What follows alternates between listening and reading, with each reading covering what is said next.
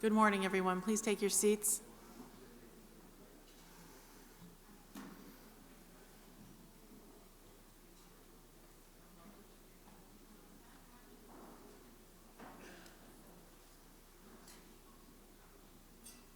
Welcome to the 2026 annual meeting of the New York State Bar Association.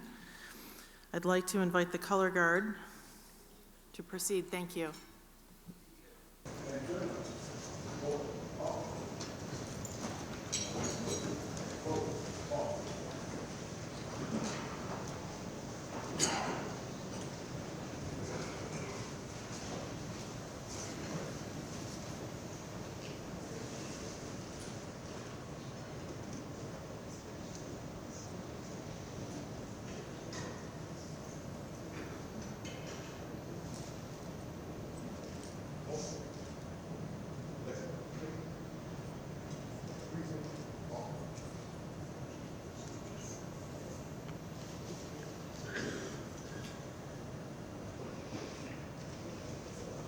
Please join me in the pledge. I pledge allegiance to the flag of the United States of America and to the republic for which it stands, one nation, under God, indivisible, with liberty and justice for all. My script now says that I'm to sing the national anthem, but nope. No one wants that.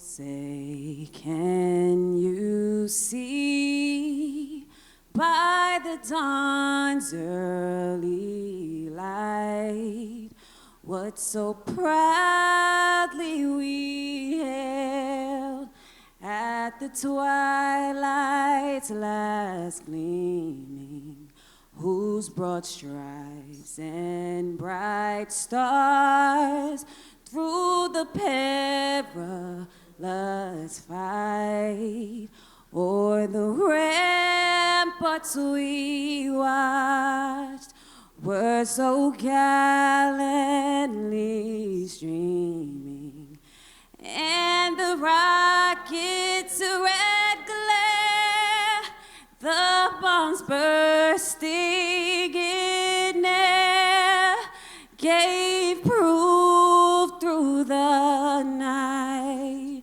that our flag was still there. Oh, say, does that star-spangled banner yet wave o'er the land of the free and the home of the brave?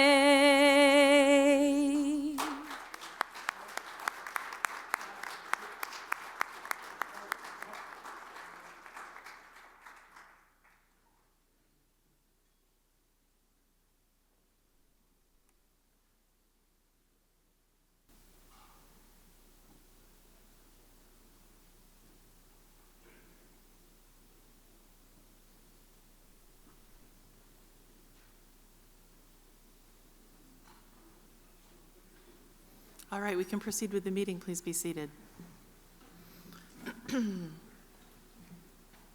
I would remind those who are participating by Zoom on the mechanics of remote participation in the meeting. First, for reports for which discussion and votes are required, please use the raise hand feature after the presentation of the report to be recognized should you wish to or request to speak. Second, after discussion is completed, you'll be asked to complete a poll that will appear on your screen, and you will select aye, nay, or abstain, and then click submit. You'll have 10 seconds to do that. The vote results will be displayed on your screen.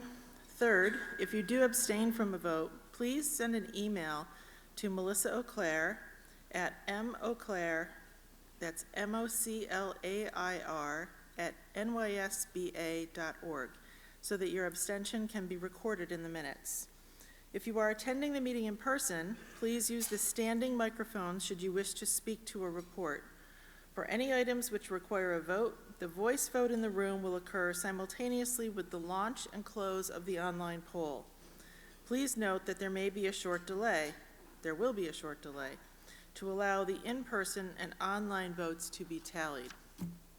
For all attendees, both those participating remotely and those here in person, if selected to speak, as has been our practice, we ask that you follow these guidelines to promote an orderly discussion and debate. Delegates should identify themselves and their affiliations. They should speak only once and limit their remarks to 3 minutes. If I notify you that your time has expired, please wrap up your remarks. My comments are not a reflection on your position, but rather my responsibility to ensure that all members participate fairly in the discussion. Any questions to a presenter or otherwise should be directed to me. Delegates should refrain from procedural motions until substantive discussion is completed. In this regard, a delegate may rise to speak to the motion on the floor and advise me that they intend to make a procedural motion at the appropriate time, and I will recognize you at the appropriate time. All presenters and delegates rising to speak will be treated with collegiality and respect by all members of the House. We will now proceed with the meeting.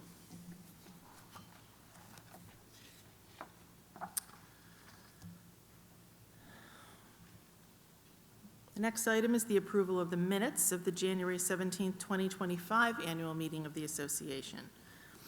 Unless there are any corrections, amendments, or objections, the minutes of that meeting, last year's meeting, will be accepted and distributed.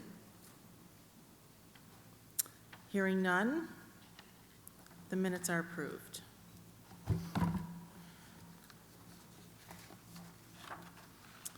Next, we'll hear the report of the nominating committee. Article 11 of the bylaws requires that the elected delegates to the House of Delegates shall be elected at the annual meeting.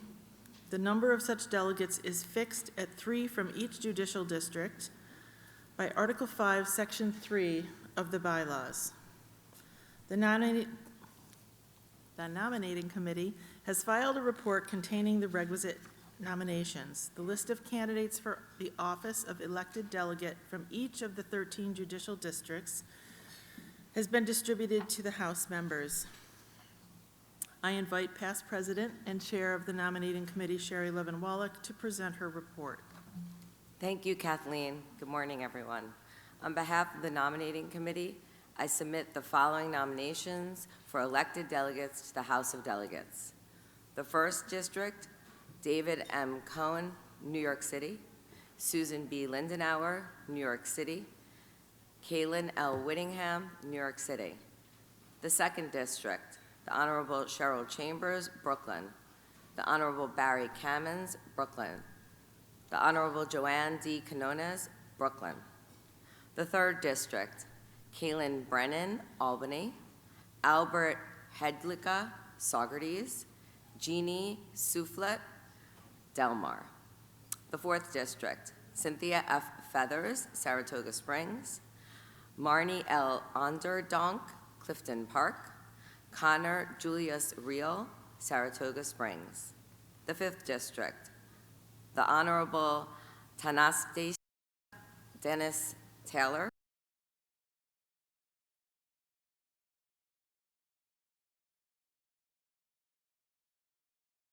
The 6th District, Alicia Christine Rohan, Oneonta.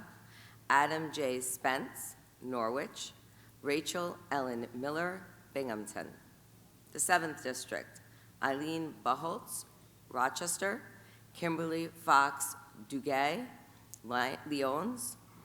Sarir Fazili, Rochester. The 8th District, Craig R. Bucky, Buffalo. Andrew M. Debbins, Buffalo. Karen L. Nicholson, Buffalo. The 9th District, Lori A. Dorzainville, New City. David Evan Marcus, White Plains. Andrea C. Soto, White Plains. The 10th District, the Honorable John J. Leo, Central Islip, Peter H. Levy, Jericho, Peter J. Mancuso, Mineola.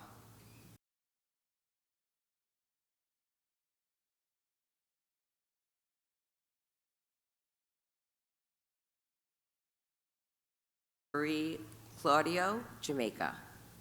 The 12th District, Michael F. Daly, the Bronx, Paul S. London, the Bronx, Yana A. Roy, the Bronx. And it doesn't say the Bronx, but I can't help myself, it's Bronx. Honorable Allison Hamajan, Staten Island, Catherine F. Chavone, Staten Island, Karen B. Soren, Staten Island. This concludes my report on behalf of the nominating committee. Thank you, Sherry. Is there a motion to close the nominations? Second. Is there any further discussion? I move that a single unanimous ballot be cast by the Secretary for the election of the elected delegates nominees to the House of Delegates. Is there a second? We will now take a vote. For attending remotely, the poll window with voting options will display as I discussed earlier. It will remain open for 10 seconds. For those in the meeting room, all those in favor say aye. All opposed say nay. We'll just wait our 10 seconds now.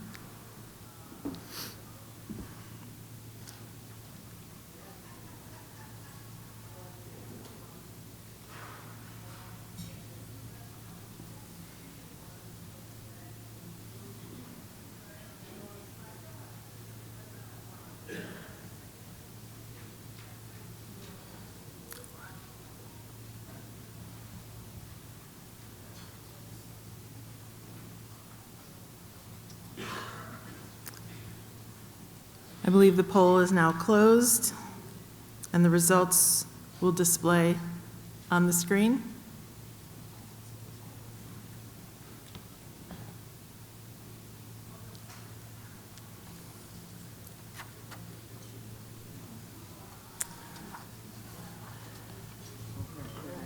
There we go. Look at that, 100%.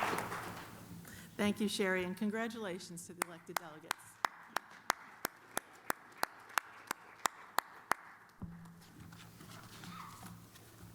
Next is the report of our treasurer, Susan Harper. Thank you very much, and good morning to all. It's a pleasure to be here with you today.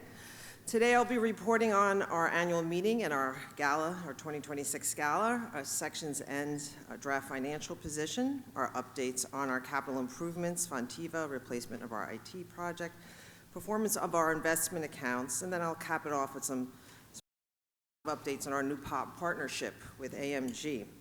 So first, we're still working on our year-end 2025 financial statements. We are awaiting post-retirement actuary report, and therefore we'll be reporting on our audited numbers this April 2026, like we did last year. So let's get started. With respect to our annual meeting and our presidential gala, I'm pleased to share that the annual meeting this year brought together over 3,000 people. It was so nice to see everyone here in faces and so many people engaged in discussions during this historic milestone year. This year, our annual meeting general registration tickets sold $1.1 million. This is higher than we collected last year. Okay. Now on to the gala. So that was a really amazing gala. Congratulations, congratulations, really fantastic. This year's gala, last night's gala was such a success as we celebrated our 150 years of impactful work, honoring our history and continuing to position the organization as a leader in shaping the future. The event provided a meaningful opportunity for all of us to come together and just reflect on our shared accomplishments. Turning to the numbers, the gala was sold out, as all of you know who attended last night, with 465 attendees in total. We are pleased that we had the support of 28 table sponsors. We generated an additional $48,500 in non-table sponsorship. I want to thank all of our sponsors who Kathleen mentioned last night. Thank you for mentioning all of our sponsors who contributed to helping making the event such a success. Based on preliminary results, we are projecting approximately $50,000 in net proceeds from the event. This outcome was driven largely by disciplined cost management, including the elimination of certain non-essential expenses, as well as increased participation in the Empire sponsorship category. So many thanks to Gerard McAvery, John Gross, Kathy Sahusky for their leadership. I also want to point out Stephanie Markowitz from our marketing team and Susan DeSantis from our communications team, all who really contributed tremendously to the success last night. Let's give them a round of applause because that was a really amazing program. Okay. Now we're going to turn to section revenue and expenses there as of December 31st, 2025. As I mentioned, as I don't have audited financial statements yet, please keep in mind that these are not final numbers, but I want to just quickly touch upon just the sections and where we stand at year end from what we see. Our sections continue to do very hard work for the members and have put on some outstanding programming in 2025. At this point, we are projecting a surplus of $294,869 combined for our sections. This is a significant improvement from last year when the sections lost $225,000 combined. So this is due to our new membership royalty model and greater profitability for some of our destination meetings. Now I'm going to on to the destinations meetings, and this is really good news. So in 2025, we held 22 destination meetings across a wide range of locations, including Charleston, Washington, Baltimore, New Jersey, Lake Placid, Orlando, Ontario, and even Berlin, Germany. Collectively, the sections generated a small profit, just a small profit of $5,213 from the destination meetings in 2025. But we are pleased to report that these meetings have turned the page financially, moving towards consistent break-even results or just modest profitability.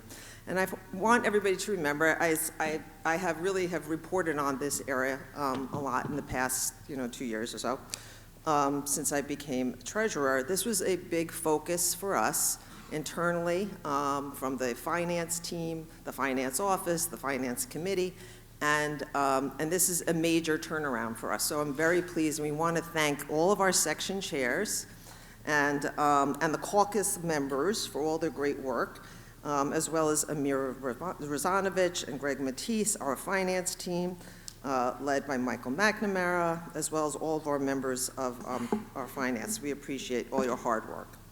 We're now going to move to some updates on the capital improvements IT project. Yesterday, the executive committee heard from Tony Kowalik, New York State Bar's Chief of Technology, regarding IT capital improvements for the Fontiva replacement project. That's our membership software project.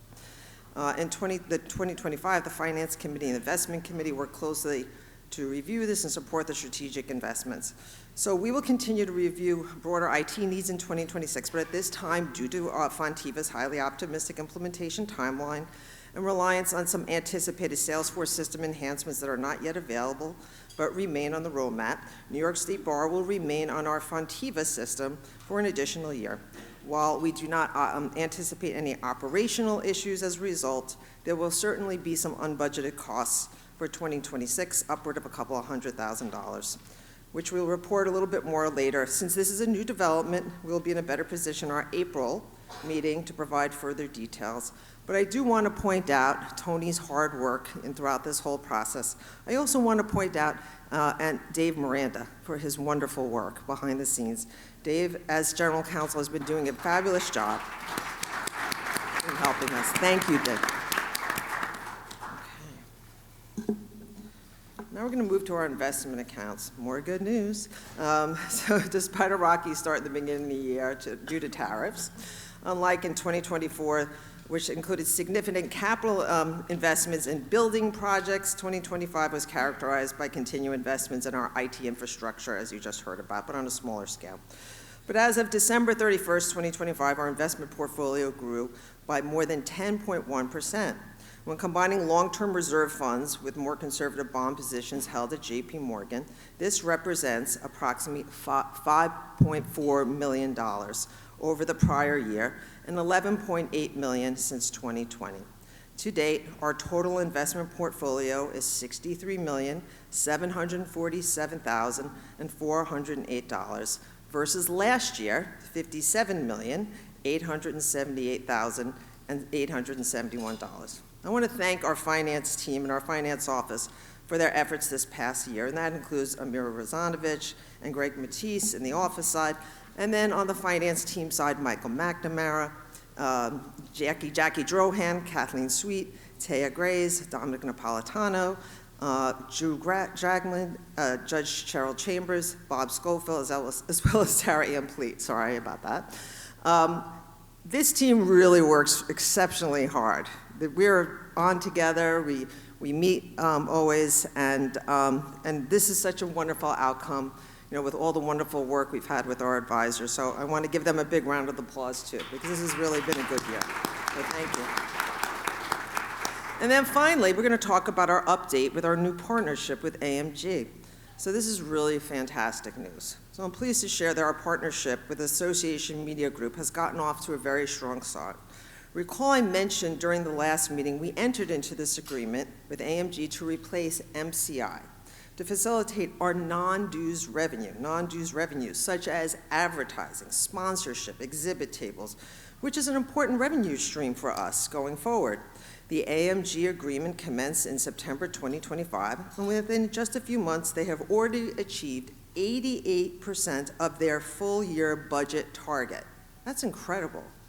As anticipated, New York State Bar is paid based on collected sales, and between October and December, we received $91,817 in cash. This represents an excellent early outcome for the partnership.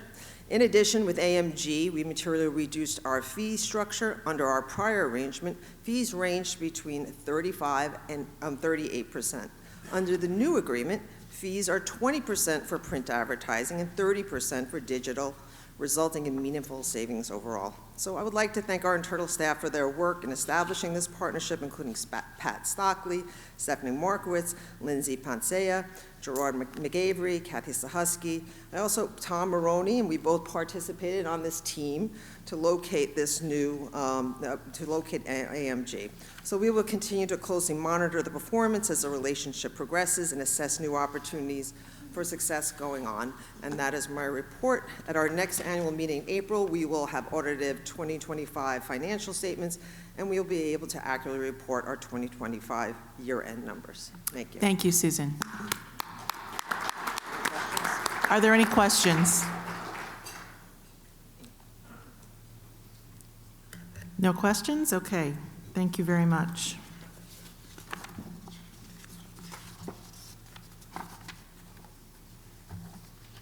So as to the meeting of the association, may I have a motion to adjourn? Is there any discussion? We'll now take a vote. All those in favor, say aye. All those opposed, say nay. Any abstentions? The motion carries and the meeting of the association has ended. Thank you very much. Next, the meeting of the New York Bar Foundation, the Honorable Cheryl Chambers. Thank you, Judge.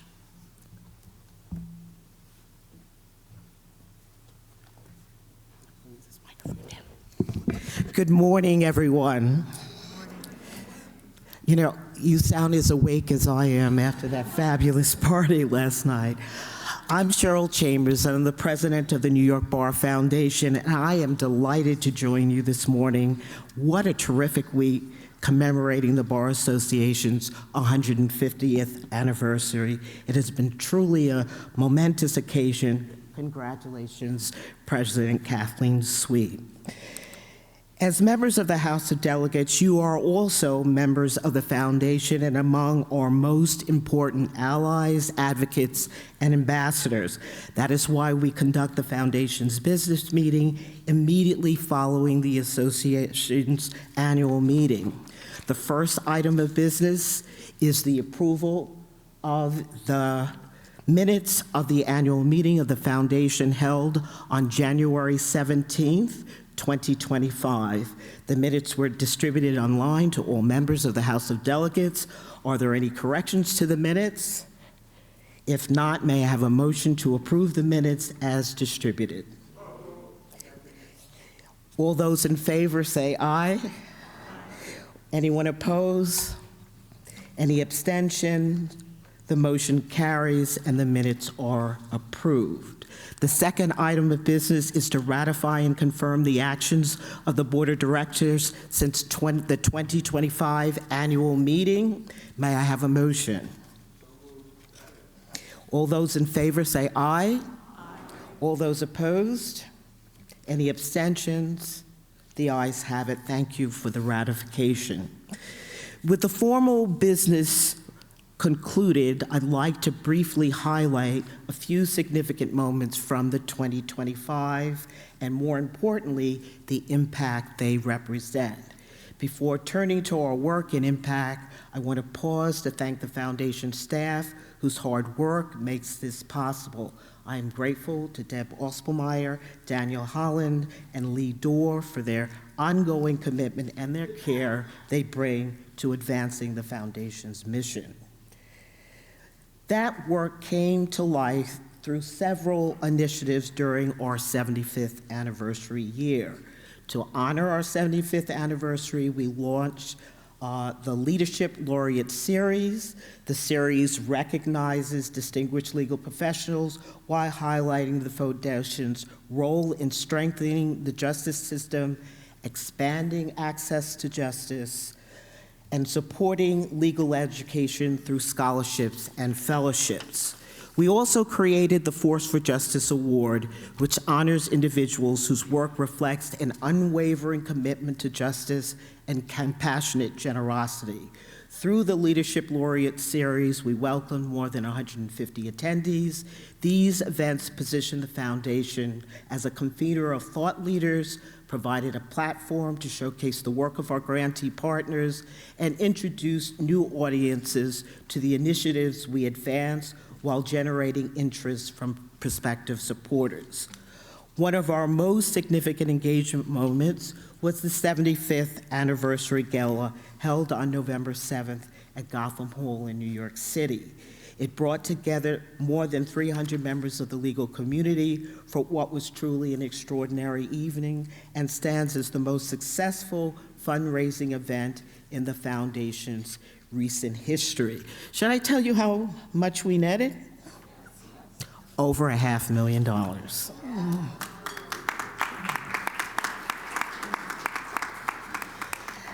That celebration mattered because it fuels the work that defines us. The resources raised flow directly to where the Foundation impact is felt most clearly and most immediately, our grant program. The Foundation is the only statewide charitable organization in New York solely dedicated to strengthening the justice system, expanding access to legal services, and supporting the growth and integrity of the legal profession. We carry out that mission by funding civil legal aid and advocacy organizations on the front line. Our grants deliver life-changing support where it matters most. With the generosity of our supporters, we also expanded our impact last year by establishing the Leslie Rosenthal and Friends Rule of Law Fund to strengthen public understanding of the rule of law and its essential role in democracy. We also launched the Fellows Visionary Circle, recognizing leadership contributions of $100,000 and above. In 2025, the Foundation awarded grants to 95 organizations statewide with primary focused areas including access to education, domestic violence, family matters, housing, healthcare, income security, equity, with an emphasis on advancing fairness and opportunity for all.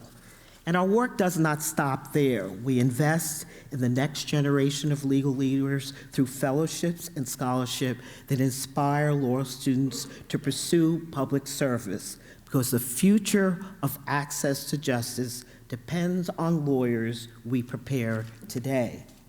Last year, we awarded the inaugural Norman Effman Scholarship to support law students committed to serving indigent individuals in rural communities.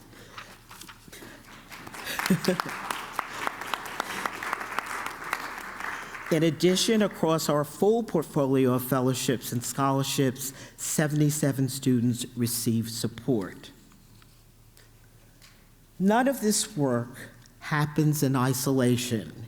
It is made possible through the generosity of our fellows, our donors, and the strong partnerships we share with many state bar sections, including the local and state government, real property law, elder law, intellectual property, dispute resolution, family law, business law, health law, corporate counsel, trust and estates, antitrust, commercial and federal litigation, criminal justice, and it's not up there, and that was just an omission, which I apologize for, general practice, labor and employment, and the women and law sections. We can measure our impact in dollars and people served, but the truest measure comes from hearing directly from those on the front lines, whose work brings to life the real transformative difference Foundation Sports makes every day. Looking ahead to this year's grant cycle, the Foundation received applications from nearly every judicial district, totaling more than $2 million in requests for program support, with the greatest demand focused on access to education, family matters, and housing. That context makes the short video, which I'm about to share, especially meaningful. Since 2005, the New York Bar Foundation has awarded 9 grants totaling more than $250,000 to support the Legal Society of Rochester. Most recently, its Access to Education program. In this video, you'll hear from Stuart Atkins, a youth advocate in that program. He describes how the foundation funding allowed him to step in when a student who had been severely bullied stopped attending school. Through focused advocacy with the school district, he helped secure alternative educational options. This is what access to justice looks like in practice. Would you please play the video? Families who were contacted our program because their daughter was experiencing some severe bullying and harassment in school. It got to the point where she wasn't able to return to school, and it got so bad that she didn't feel comfortable going to the community, so she refused to go into town. So the parents contacted our program, and I met the family,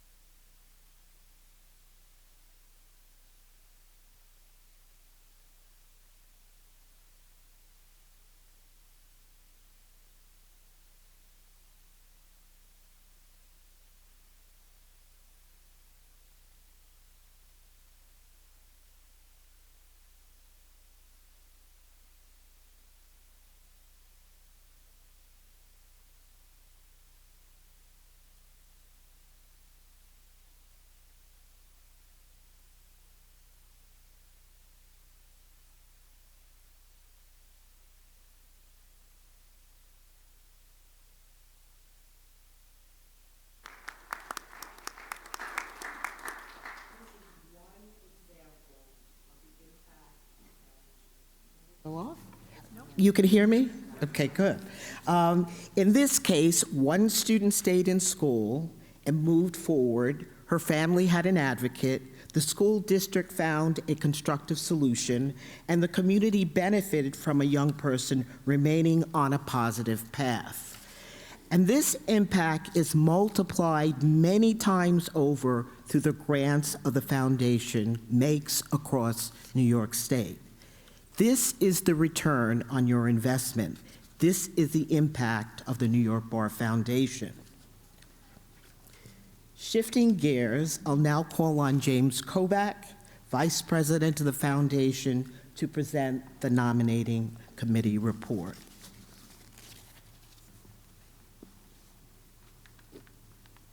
Thank you, Judge Chambers, and good morning. I have the privilege of reporting on behalf of the nominating committee of the Foundation. The following individual, who is a member of the New York State Bar Association, has been nominated as an incumbent director of the Foundation Board, as recommended by the nominating committee, to begin their next 3-year term, commencing June 1, 2026, and concluding May 31, 2029. Myrna Santiago of Pauling. I move her election. All in favor?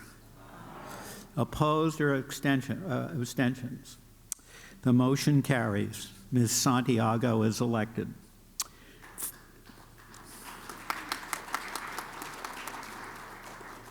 For informational purposes, I would also like to report that the nominating committee has put forth the following officers for a 1-year term to commence on June 1, 2026.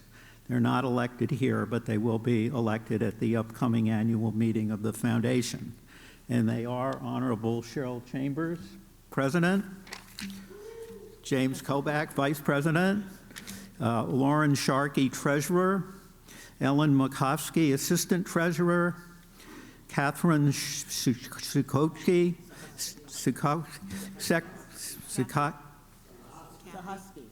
Kathy, Secretary,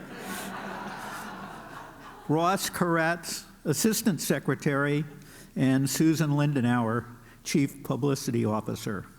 And this concludes the nominating committee report on behalf of the New York Bar Foundation. Thank you.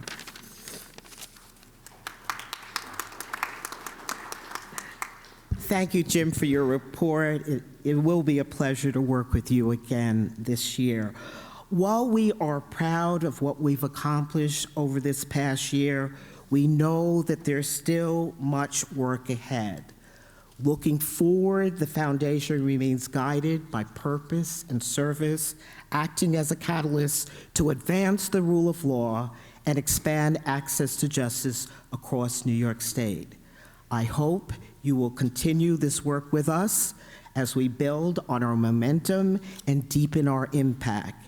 In these challenging times, the work of the Foundation is more important than ever. Together, we can make a difference. Thank you for your continued support. If there's no further business, I will entertain a motion to adjourn. The ayes have it. Thank you so much.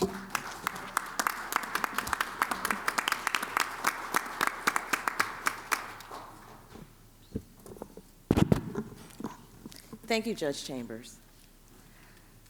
So now you've had some coffee, you've listened to some remarks and speeches, and so I'm going to say good morning. Good morning, everyone.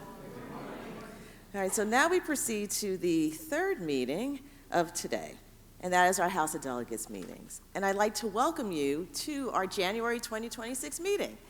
It is a hybrid meeting, as you have seen from the prior 2 meetings. I want to remind you very briefly of some of the processes for this part of the meeting, highlighting what our president said during the annual meeting. This meeting is continuing to be recorded. Next, the materials as it relates to this meeting are posted on our House of Delegates webpage. If there are any supplements to these meeting materials, you will find them online. If you haven't done so already, please complete this so that your attendance for this meeting can be recorded. For those of you who are online, by you signing into the meeting virtually, your attendance has been recorded. Delegates who are participating via Zoom, these are your rules. First, for reports, please raise your hand if you'd like to participate in the discussion, and if a vote is required for this, please raise your hand. If you'd like to speak, so that's what we need to see. If, once the discussion is completed and we are moving on to voting, you will be asked to complete a poll that will appear online as it had during the annual meeting. You will select aye, nay, or abstain, and then click submit. The polling and the in-person voting will happen in the same time, but we will put up the poll first, and then we will wait 20 seconds for the vote. The vote will be displayed on the screen as it was earlier. If you are going to abstain, as was said earlier in the meeting, please send an email to Melissa O'Clair at moclair@nysba.org so that it can be recorded in the minutes. For those of you who are here in the room, please go to one of the microphones that are here. I think right now there's only one up front. And for any items that require a vote, the voice vote in the room will occur simultaneously, again with the launch and the closing of the online poll.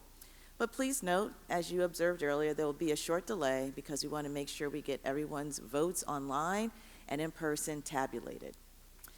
For all the delegates in the room, these are the things you need to do when you come to the podium. 1, identify yourself and your affiliation. Please note, you are going to have 3 minutes to speak. I have a timer. We have a timer. And so we want to make sure, as Kathleen had said earlier, we want to make sure that everyone has an opportunity to participate and to be able to express their views. Next, if there are any questions to a presenter, they are directed to the chair. Next, please refrain from any procedural motions until substantive discussion is completed. In this regard, a delegate may rise to speak to a motion on the floor and advise me that they intend to make a procedural motion at the appropriate time, and I will recognize you to do so. And lastly, all presenters and delegates rising to speak will be treated as they were during the annual meeting and during the foundation meeting with collegiality and respect by all members of the House. And so with those housekeeping notes already delivered, we will now proceed to the main meeting. First item on the agenda is the approval of the minutes of the October 26, 2025 House of Delegates meeting. And so unless there are any corrections, amendments, or objections, Greg, I'm assuming you've already told us anything. Okay, thank you. The minutes of the October 26, 2025 meeting will be accepted as distributed. Okay. Hearing none, the meeting minutes are approved. Let's go to our second item on the agenda. And we will hear the report and recommendations of nominating committee and election of officers and member at large of the executive committee. Report from Sherry Levin-Wallach. Thank you for coming to the stage yet again. Thank you, Taya. Okay, thank you, Taya. Good morning again, everyone. On behalf of the nominating committee, I would like to submit nominations for officers and members at large of the executive committee. The nominations were made in compliance with the association procedures. Beginning in June, we issued requests for candidate applications to all New York State Bar Association members. During the fall, we evaluated candidate applications. In September and November, we interviewed the candidates at meetings. In November, we voted on the candidates and prepared our committee's report. Thank you to the nominating committee for its efforts and to the candidates for their participation in the process. I would now like to submit the following nominations for officers and member at large of the executive committee. President-elect Michelle H. Wildegrove from Schenectady.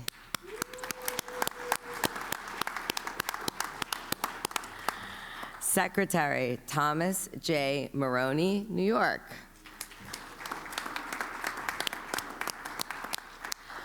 Treasurer, Susan L. Harper, New Jersey.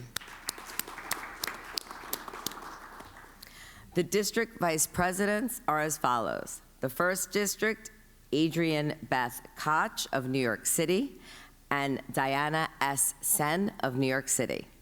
The second district, Amy L. Richter of Brooklyn. The third district, Matthew Gressimer of Columbia. The fourth district, Margaret E. Gilmartin of Saratoga Springs. The fifth district, Donald C. Dorr of Syracuse. The sixth district, Dawn Joyce Lanouette of Binghamton. The seventh district, John P. Getz of Rochester. The eighth district, Norman P. Effman of Warsaw. The ninth district, the Honorable Kerry A. Fiore of White Plains. The 10th district, Justin M. Block of Sayville. The 11th district, Frank Bruno Glendale. The 12th district, Hugh W. Campbell of the Bronx. And the 13th district, Sheila T. McCann of Staten Island.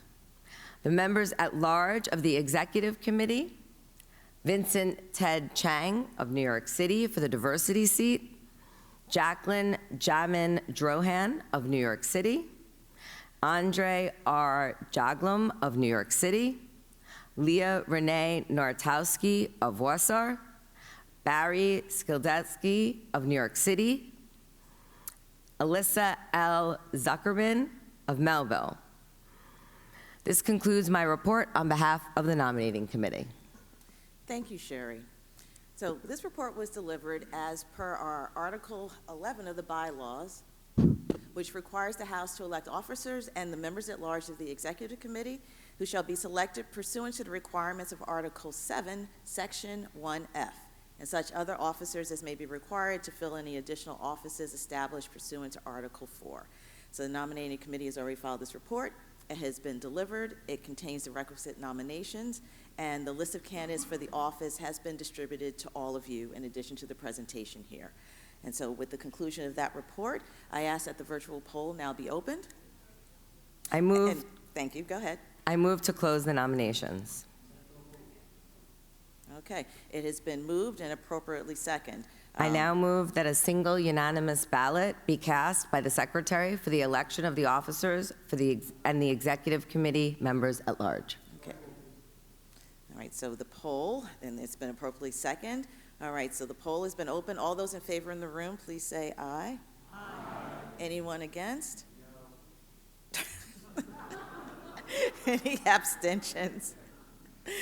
All right, thank you, Sherry, for delivering your report, and congratulations to all those who've been elected. Thank you. Congratulations. Okay. All right, we now move on to our next report, and this is the report and recommendation support of comprehensive nonprofit contracting reform. Sal Curran is here, and so we will continue with this. Thank you, Sal. Thank you so much, Taya. Good morning, everyone. My name is Sal Curran. I am here representing the Committee on Legal Aid. I'm also the Executive Director of the Volunteer Lawyers Project of Central New York, and it's truly my pleasure to be here in front of the House of Delegates. I'm here to speak about some incredibly urgent work. Who advances the slides, by the way? Okay, there we are. One more, please. And another. There we are. All right, I'm here to speak about some incredibly urgent and important work that we have been working on throughout the year, members of the Committee on Legal Aid in our different capacities as members of the New York Legal Services Coalition. We have been trying to address a critical issue that's facing the nonprofit sector. So to frame this work, it's important to understand that the nonprofit sector is truly the backbone of human and legal services in this state. We represent 5% of all private sector establishments in the state, and nearly 1 in 6 private sector workers statewide work for us. And we do critical work, not just legal aid. Of course, I'm here as speaking to that, but these are the folks that are caring for your family, caring for your elderly parents. They're there caring for children. They're making sure that the services that this state needs to ensure that our community is taken care of are being done. So the issue, the comptroller does annual reports, and in the 2024 report, they found that 54% of all state agencies reported that 100% of their contracts were late. 75% of all state nonprofit contracts were processed after their start or renewal date, with payments often delayed months beyond statutory deadlines. There are strong prompt contracting and payment laws already in place, but the problem is, as indicated here, state agencies are not currently complying with those laws, and it's creating an absolute crisis for us. These failures force nonprofits to finance state obligations themselves, creating incredible economic insecurity and instability. And when I say that their need is urgent, I cannot stress that enough. We hear time and time again across the state of people having to provide services for 6 months with absolutely no income, having to take out millions and millions of dollars of lines of credit with money that they will never be able to get reimbursed for. And this puts nonprofits at the brink of failure. All right, you can advance the slide.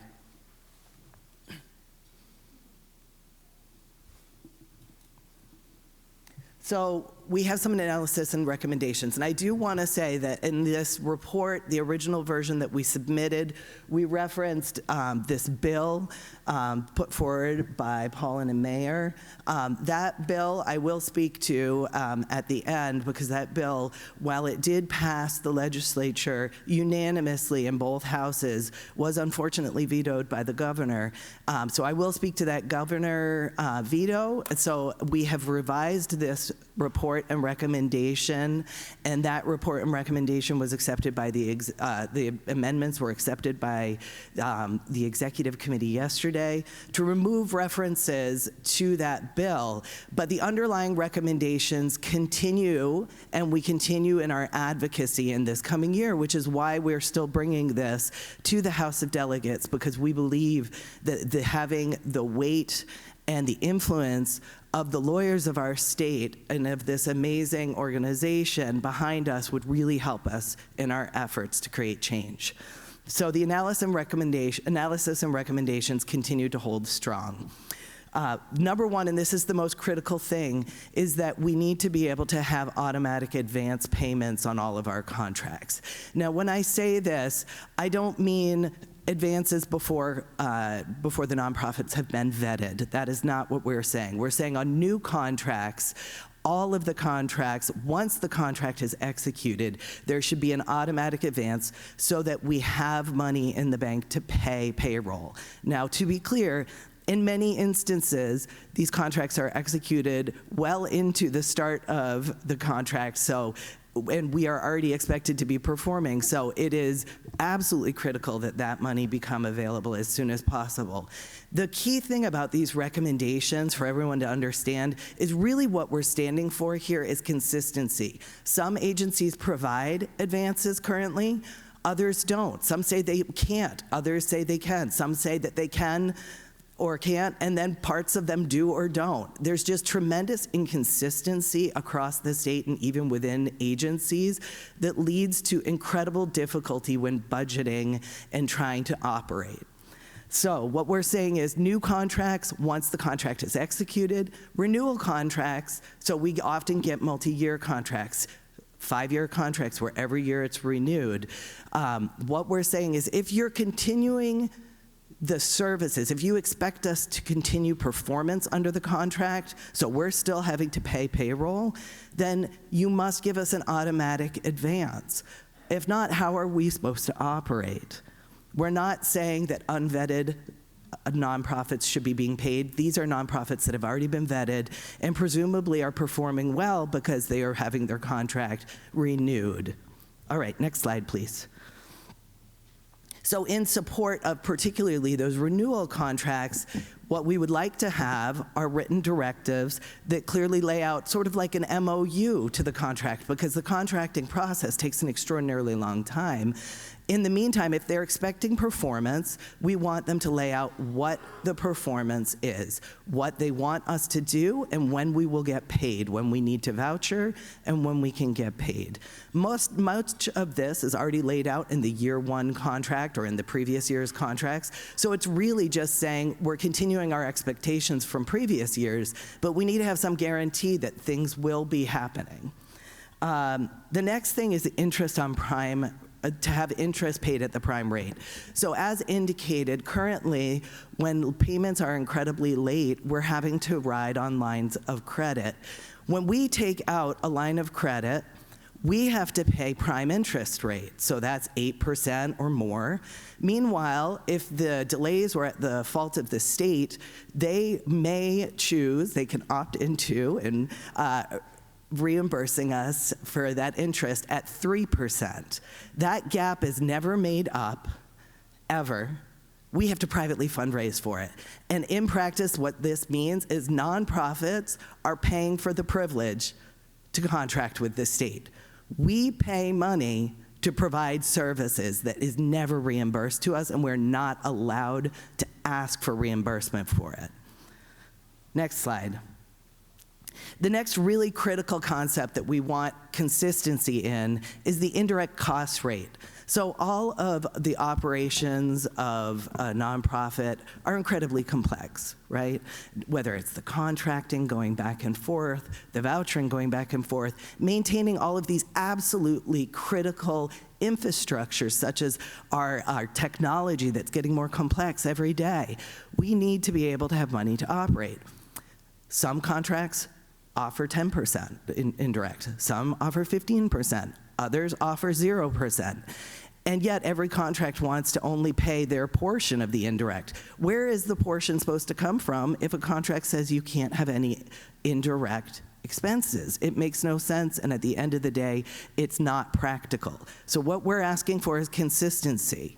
When we came up with the number that we're proposing here today, 15%, we took a conservative number from the federal government, 15%. That's the standard of what happens at the federal government. Nonprofits of the government can negotiate a higher rate, but this is the standard. And so that is what we will be continuing to push forward. And then the last item that we're asking for is greater transparency and oversight. There is a nonprofit advisory committee right now that exists, but it does not have very much power to ask for transparency or engage in oversight of the contracting process and ensure that nonprofits are being treated fairly across the state, and we're asking for greater transparency. Next slide. So as I mentioned, we did write this bill. It was the first time it was ever introduced, and miraculously, we got it passed unanimously. And the reason why that happened is because every single legislator across the state gets emergency calls from nonprofits, such as mine, saying, if I don't get paid on this voucher that I submitted 6 months ago, in the next 2 weeks, I won't make payroll. Please call people you know in government to help get that payment through. So it was a no-brainer. There was no opposition whatsoever to this bill. After we got the bill passed, the Coalition of Coalitions, as we call it, which included the New York Council of Nonprofits, the Human Services Coalition, Nonprofit Westchester, Nonprofit New York, and the New York Legal Services Coalition, met on a nearly monthly basis with the executive to, well, not with the governor, of course, but with her staff and council to discuss concerns. And we went back and forth answering questions, and we were hoping we were moving towards a signature of the bill with perhaps some chapter amendments for clarification. Unfortunately, we ended up receiving a veto that raised 4 concerns, which I want to outline here. One is that it might require expenditures that precede the appropriations that authorize them. That was never our intent, nor was that how the law was written, but clearly we need to make that clearer for the executive, that we're only talking about money that has already been appropriated. Second, that the bill might require expenditures before a nonprofit has been fully vetted. Again, this is absolutely not the case. A nonprofit is fully vetted in the process of even becoming pre-qualified to apply for a contract, let alone actually contracting. And we are not talking about advances prior to any of that. The bill might run afoul of federally funded requirements for federally funded grants. I'm not sure what this references, because federally funded grants, there are many guidances that say that federal grants should pay advances as soon as possible. And then the last one is that the bill might require the state to pay interest payments when contracts are late, even in cases when the delay is not due to the fault of the state agency. And that is not how the law read, but we will make that more clear in future legislation. Next slide. So the next steps, the sponsors are currently working on drafting a new version of this bill that addresses the concerns that were raised. We're exploring, instead of having one comprehensive bill, breaking each portion out into smaller bills so that they can be advanced, so that any portion of this can be advanced, because quite frankly, all of these recommendations, each and every one, would have a tremendous impact on nonprofits. So the Coalition of Coalition continues to work on this. And so we do anticipate new bills being introduced this session, and we're very hopeful that the New York State Bar Association will support this effort. Next slide. We also are continuing to work and communicate with the executive regularly about this. We're speaking with their constituent services, we're speaking with their council, and we're trying to find administrative ways as well to improve contracting and continuing to put pressure on the state to address this. This has been a known concern for many, many years, but I think perhaps that the nonprofit sector did not make enough noise about it. We're now making a lot of noise about it. We had a sign-on letter in support of this legislation that had over 800 nonprofits sign on to it across the state, coming from every single county in the state and every sector.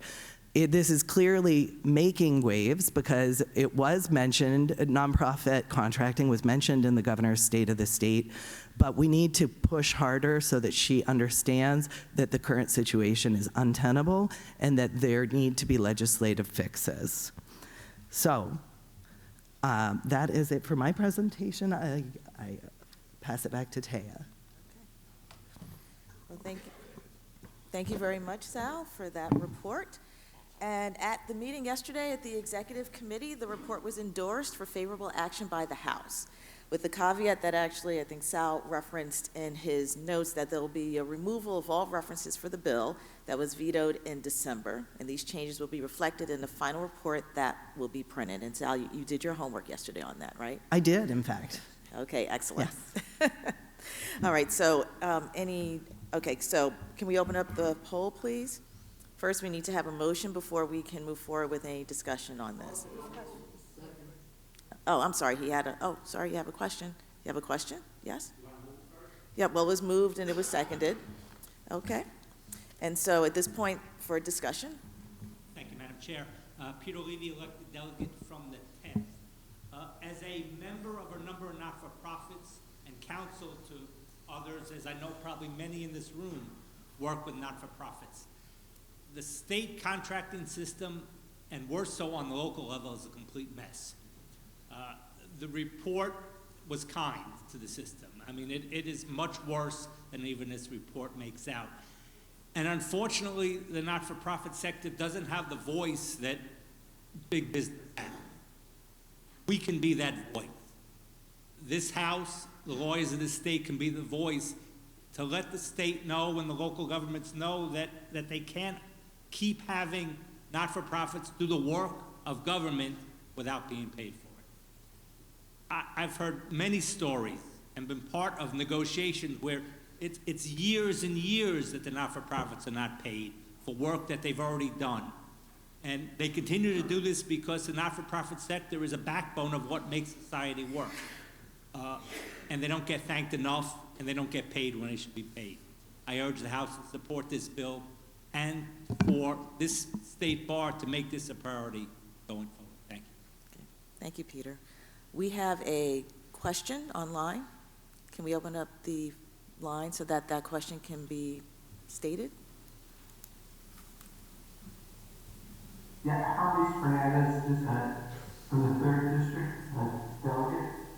It's not a question, I actually have a comment as well. This is an intractable problem. Literally decades ago, when I was assistant counsel to the governor of health and human service agencies, were part of my portfolio. There was a bill passed by the legislature in the late 1980s that the governor Cuomo vetoed. We wonderfully got an executive order on the issue. I'm not sure the issue has ever gotten any better. So I support this. It's a very good, but it is an intractable issue, and I'm not sure that any legislative fix will actually make things better. The not-for-profit sector needs to continue to place pressure on the state agencies on these various problems. And I'm advised many not-for-profits, I've been on the board myself, as others in the room have been. The not-for-profit sector has been unwilling to take what would be the most effective step, and I understand for very good reasons why they don't do this. But unless the not-for-profit sector actually is going to step up and say, we will not provide services unless we have contracts and unless we get paid, state governments will not come forward with an appropriate solution, legislation or no legislation. I just want to pass on this one other point that we offer from the nonprofit sector, which is after the panic of 2008, there was a great economic recession. There were various efforts to prime the economic pump. One of those was the Cash for Clunkers program, which was an encouragement for people who owned cars that were, I believe, more than 12 or 15 years old, which contributed greatly to solutions to trade them in for new cars. So there were significant incentives put in place to do that. And the state auto dealers, the auto dealers throughout the state, new car dealers participated in that program. Once they began participating in that program, they were very happy with the amount of time it took to be paid, and it was a relatively short time, much shorter than many nonprofits enjoyed. But they raised Cain, and eventually, and in fairly short order, because they were talking about not participating in the program further, the state of New York began paying them on the incentives within 2 weeks of the presentation of the paperwork that supported their incentives. So it can be done, but what is required is not simply legislative efforts, but real pushback and economic efforts by the not-for-profit sector. So I support these efforts, and I will vote in favor, but I think we need more than this. Thank you. Thank you. All right, there's another question on the floor. Yeah, yes, Ron Minkoff, New York County Lawyers Association. I've been on not-for-profit boards. I'm involved in the Assigned Counsel Program Task Force. This problem is ubiquitous. It's got to be solved, and I support these efforts. I just want to know exactly what we're voting on. There's no bill right now, as a thing I'm hearing. There are some bills being thought about. So are we just voting to support the principles in the bill, or are we voting on a specific piece of legislation, or what exactly? So Sal, can you please answer what is the requested action? Yeah, the request at this point is to support nonprofit, comprehensive nonprofit contracting reform in support of the principles in these bills. So there will be, like I said, several pieces of legislation that contain this. And so this would authorize the New York State Bar Association's government relations to go forward with this advocacy for us and formally state this as the position of the bar that they support substantive contracting reform for nonprofits, is my understanding. Okay. It's a little vague, but all right. Thanks. Okay, thank you, Ron. All right, we are a little bit over for time. Was there something else you wanted to add, Sal, to what his Well, the comment last was? thing I would say super quickly is just that we do recognize that this is an incredibly complex issue, and it's true that there's not going to be any one exact perfect fit. The reason why we put forward these recommendations is because we said we can't necessarily fix the big issue of nonprofit contracting, but that's fine. Just give us the money so we can do the work in the meantime while you take your time. So that is why it is a practical fix, and we hope that the association will support it. Okay. Thank you, Sal. All right, so the poll has already been open, and now we're going to move to a vote. So the poll online is open. Please vote online. All those in favor of this motion to pass the report and the recommended actions as described by Sal, which is the proposed reforms and the principles regarding that, please say aye. Aye. All those opposed, say nay. And if there are any abstentions, please email those. So judging by the voice vote in the room and what I see online, the motion carries. Thank you very much, Sal, for that report. We will now move on to the next report, which is the report and recommendations in support of public service loan forgiveness programs. And we will have Ms. Abja Umta Mehta provide the report on that. Thank you. Thank you so much. Thank you to the House of Delegates for voting to support nonprofit contracting reform. My name is Abja Midha, and I'm the Executive Director of Volunteers of Legal Service, a nonprofit that very much is impacted by state contracting issues. I'm also the co-chair of the Committee on Legal Aid, and I recently joined the House of Delegates in the spring of 2025. I'm here today to present a joint report and set of recommendations from the Committee on Legal Aid and the President's Committee on Access to Justice regarding public service loan forgiveness programs. Next slide, please.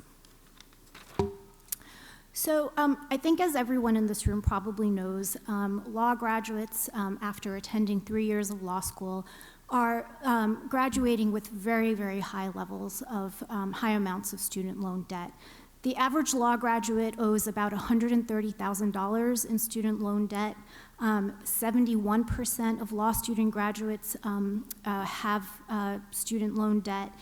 And recent studies have shown that the student loan debt that law graduates have is very much having a negative impact on attorneys' lives, mental health, their ability to establish families, purchase homes, and pursue their career, their professional and personal goals.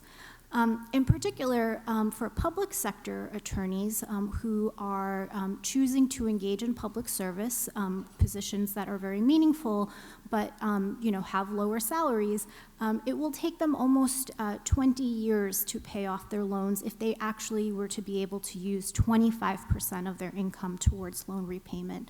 So these are significant sums of money and have very consequential impacts for public service attorneys. And this is why, and this is how public service loan forgiveness and loan forgiveness programs in general come into play as being an incredibly important tool for attracting and retaining public service attorneys. Next slide, please. For purposes of our report, we focused on two specific loan forgiveness programs: the Federal Public Service Loan Forgiveness Program and a state program, which I'll talk about in a minute. The Federal Public Service Loan Forgiveness Program was established in 2007 under the College Cost Reduction and Access Act to encourage public service careers. And this was a law that went into effect with strong bipartisan support. And essentially, anyone who, any student loan borrower with federal loans who engages in 10 years of public service is eligible for their federal loans to be forgiven. This is huge and has made such an impact on so many individuals over the course of the existence of this program. This program is available to anyone in public service, and so that includes, not just lawyers, but doctors, nurses, teachers, government employees, and at this point in time, there are more than 2 million individuals across the country who have benefited from loan forgiveness programs. New York State, in particular, is one of the states with the highest number of individuals who have applied for and benefited for public service loan forgiveness. And while there are no statistics that we've seen that specifically focus on the impact of public and trust attorneys in New York State, what I can say is that the majority of employees of legal services organizations across the state do qualify and benefit from the federal public service loan forgiveness program. And so just quick kind of back of the envelope math that you might want to do. We have from IOLA, we know that legal services organizations funded by IOLA employ 5,700 individuals, and all those individuals are eligible for public service loan forgiveness. And our experience as legal services employers is the majority of our staff take advantage of public service loan forgiveness. That 5,700 number, those 5,700 people, they help more than 1 million New Yorkers a year with access to justice issues, and that's over 300,000 cases that they work on. So the impact is not just for the individual legal services professionals, but New Yorkers across the country, across the state. The second program, just really quickly, that we focus on in our report is the New York State program. It's called the New York State District Attorney and Indigent Legal Services Attorney Loan Forgiveness Program. And that is a program that provides up to $20,400 in loan assistance over a 6-year period. It was established in 2009, and there have not been any increases in the program since its creation. Next slide. And so the reason why public service loan forgiveness, this topic is one that our two committees decided to address via a report, is very much in response to recent changes that the federal government has introduced. Started off in May 2025 when the U.S. Department of Education announced its plans to issue a notice of proposed rulemaking that would make changes to employer eligibility for public service loan forgiveness. And in August, they introduced this notice of proposed rulemaking that essentially would prevent borrowers from qualifying for loan forgiveness if their employers are engaged in activities defined as having a, quote, substantial illegal purpose, end quote. Now, on its face, there are 6 categories, which are outlined in the report that are identified as meeting this threshold. However, the concern from the minute this announcement was made in May to the time of the notice of proposed rulemaking is that this new rule would be used to target organizations that are carrying out activities that don't align with the ideological positions of the current federal government.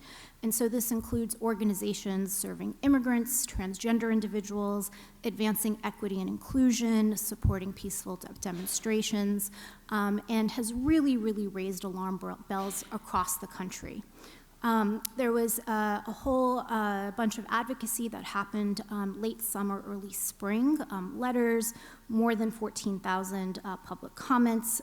Ultimately, the US DOE released a new, the final rule in October, and since then, 3 lawsuits have been filed to enjoin the implementation of the changes, which currently would go into effect in July 2026.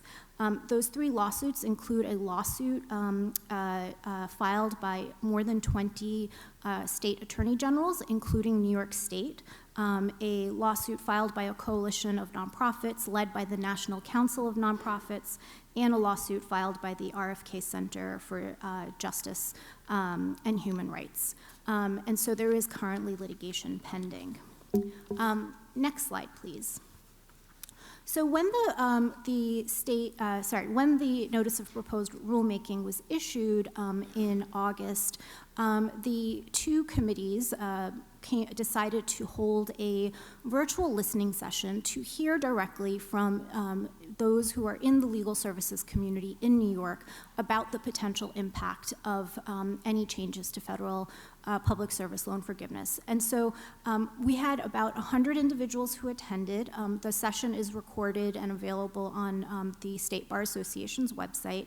And we heard testimony from law schools, legal services employers, legal services attorneys, student loan advocates, and we also received written testimony, much of which is attached to the appendix in the report.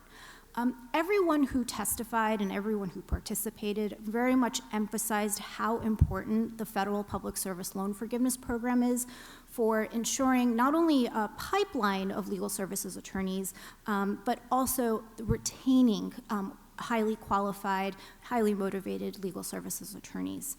And so, even before the rule has gone into effect, we are already seeing a negative impact on both attracting future public interest attorneys as well as retention of current attorneys. The law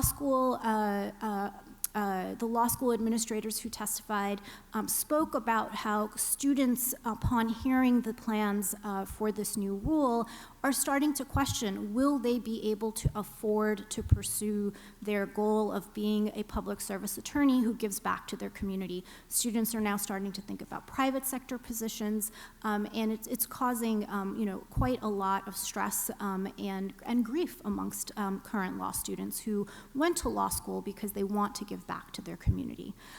With respect to legal services employers, we've definitely heard from employers who've talked about staff who making decisions about pursuing other positions at other, whether government or private sector, where they can be paid higher, and then not be worried about will their loans be forgiven or not.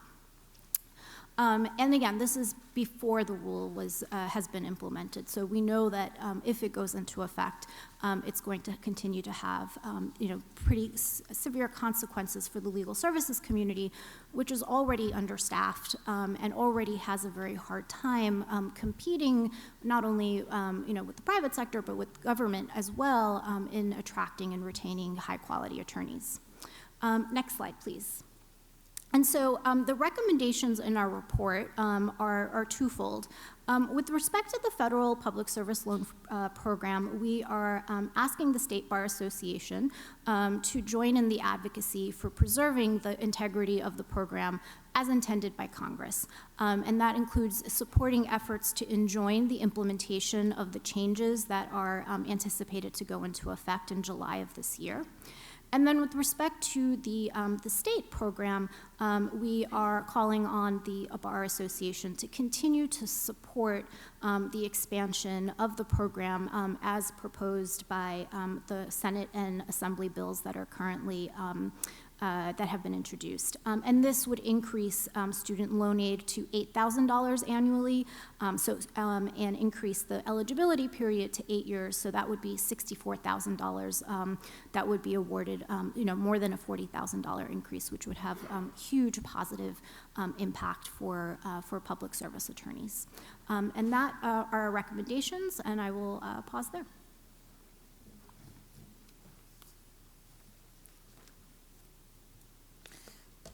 Thank you, Alja, for that presentation and the recommendations. And so at this point, I want to let you know that we, at the Executive Committee meeting yesterday, the report was endorsed for favorable action by the House.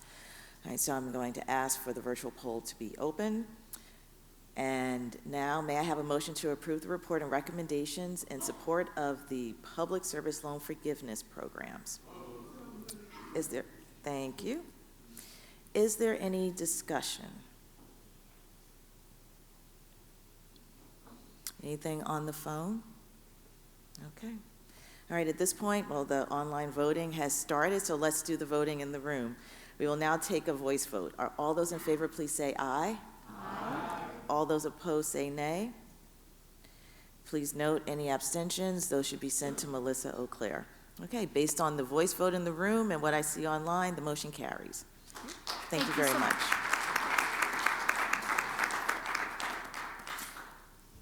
There is a change in the agenda. So item number 12 on your agenda is now going to become item number 5, and item number 5 will be moved to item number 12 slot. Okay. Yes. So, all right, can you pause for one moment, please?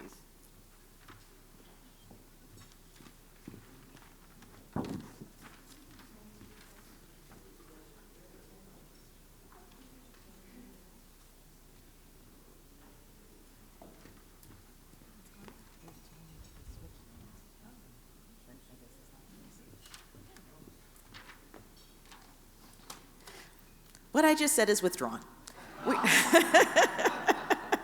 We're now going to proceed as it is stated on the agenda, and so I'm going to ask Catherine Christian, who is here, to deliver the report and recommendations of the task force on the New York criminal procedure law. Catherine, thank you.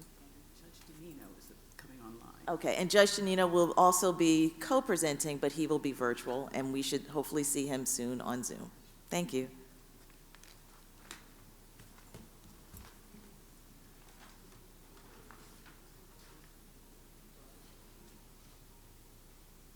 Here he is.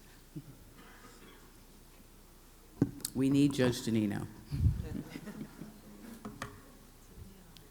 Yes. Thank you.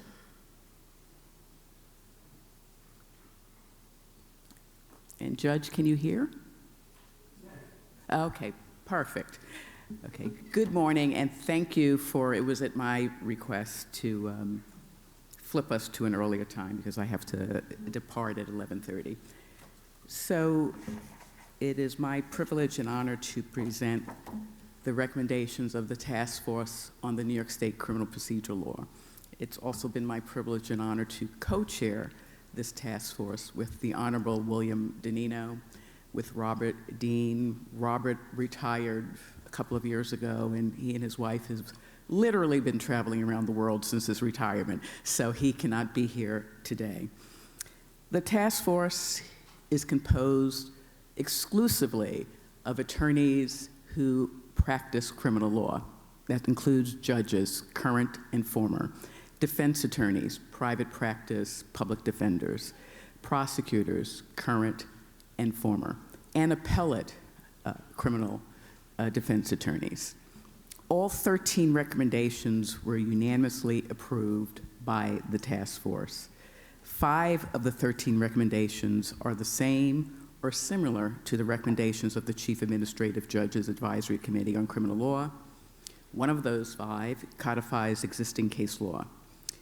2 recommendations are in accord with the suggestion of the Court of Appeals. 1 recommendation is in accord with the recommendation by the Chief Judge's Justice Task Force and the Chief Judge himself. Judge Danino is a member of the Chief Judge's Justice Task Force. 1 recommendation endorses a recommendation of the Chief Administrative Judge's Committee on Evidence to codify a Court of Appeals decision. Of the 4 remaining recommendations, 3 involve codifying in part existing law. I also want to add the report that you have has 3 typos, which we have fixed, so when it goes online, assuming you adopt it, it will be corrected. CPL 450 should read 470. There are brackets in a place that shouldn't be, and I thank one of the House delegates for bringing that to our attention, and where a word should have said sentence, it didn't. So those typos, which were non-substantive, have been corrected, and when the report is adopted, it will be corrected. Judge Danino is going to go through the recommendations, and I'd be remiss if I didn't point out that Judge Danino, to this day, after decades, still writes the practice commentaries for the criminal procedure law in McKinney's and West. And so, Judge Danino, if you would go through, we're going to just bullet point it, and obviously if there are any questions, the chair will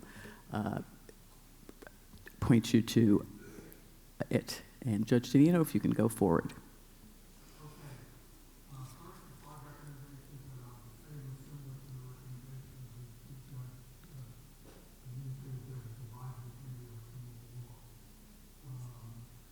Can you speak a little louder, Judge? The audio, I can hear you, but you're a little muffled, and I know what's going to come out of your mouth, so it's easier for me. So if you could just speak a little louder. There you go. To provide a written copy of the court's final instructions on the law to a deliberating jury after providing the parties an opportunity to be heard. Presently, this is only permitted with the consent of the parties. Most jurisdictions allow the court to do it in its discretion without the consent of the parties. Ironically, in a way, New York allows the trial judge to allow the jurors to take notes during his instructions or her instructions on the law. Notes, as we know, can be incorrect. Basically, we depend on the jury to make the right decision. We should be willing to provide them with a written copy of the law by which that decision is to be made. Second one is the codified case law that provides the statutory procedures to challenge the effectiveness of appellate counsel.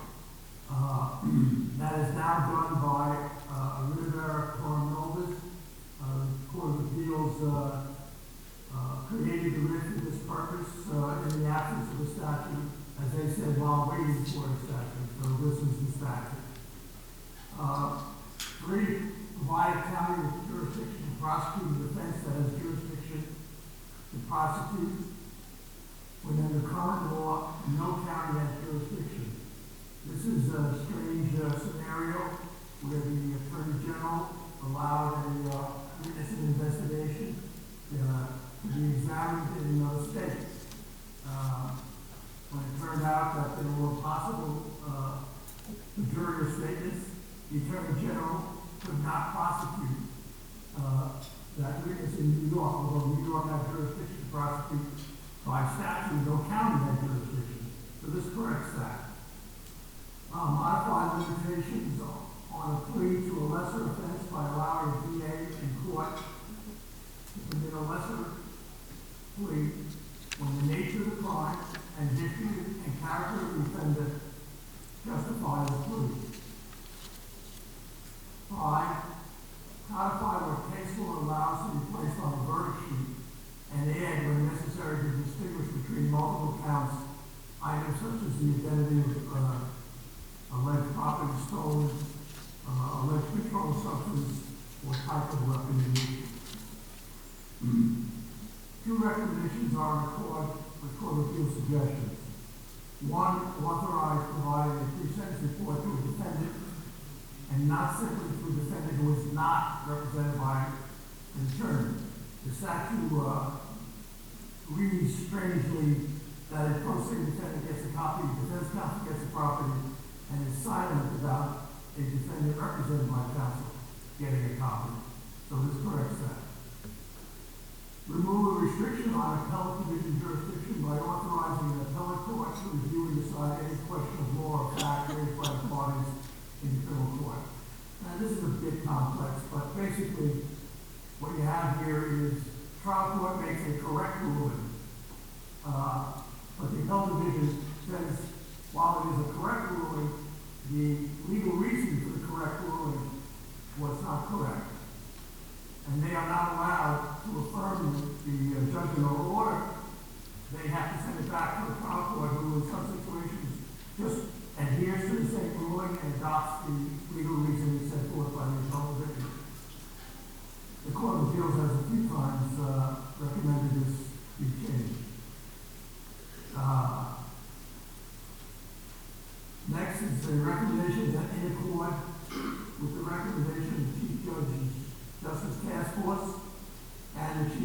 itself. Enact an objective standard for determining discrimination in jury selection. The New York State Bar had, at one point in time, issued a report saying that the Batson rule that prohibits discrimination, its implementation is not what it should be, and that there should be legislation to improve its implementation. This is the legislation. Whether the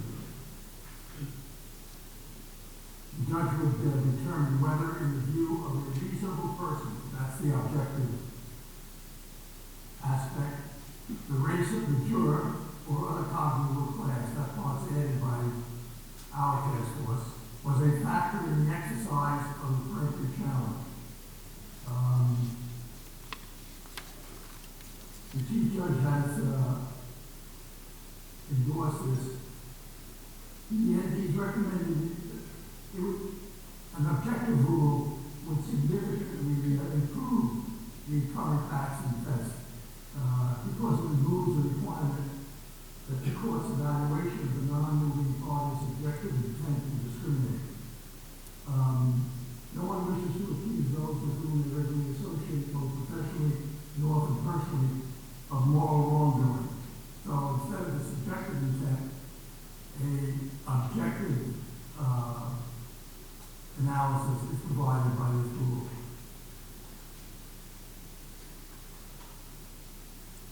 One recommendation endorses a recommendation of the Chief Judge's Committee on Evidence. This endorsed pending legislation which codifies Court of Appeals decisions which added foundation requirements for the admission of a business record. One added foundation requirement was added almost 100 years ago. Another was added almost 70 years ago. It makes sense to put it in the statute. Of the remaining 4 recommendations, 2 involve codifying case law in part. One, amend the definition of incapacitated person, that is, a person mentally not fit to stand trial. 2, integrate and codify the Federal Constitution due process requirements. The Court of Appeals has, of course, recognized that they need to follow the due process requirements of the Federal Constitution. And so, integrating, giving the practitioner a statutory view of the due process requirements is what it's doing. 2, codify the availability of Superior Court information, principally via Court of Appeals decisions. 3, endorse pending legislation which will allow any business record, not just some, to be introduced in a grand jury proceeding by an affidavit of a person who can attest to the foundation requirements. This legislation is a recommendation of the Manhattan District Attorney's Office. Manhattan prosecutor has explained that over 100 times a year, the foundation witness has to be flown in from some other jurisdiction for what amounts to, I guess, 5-10-minute testimony that about custody and business record foundation. And last, amend the multiple felony offender statute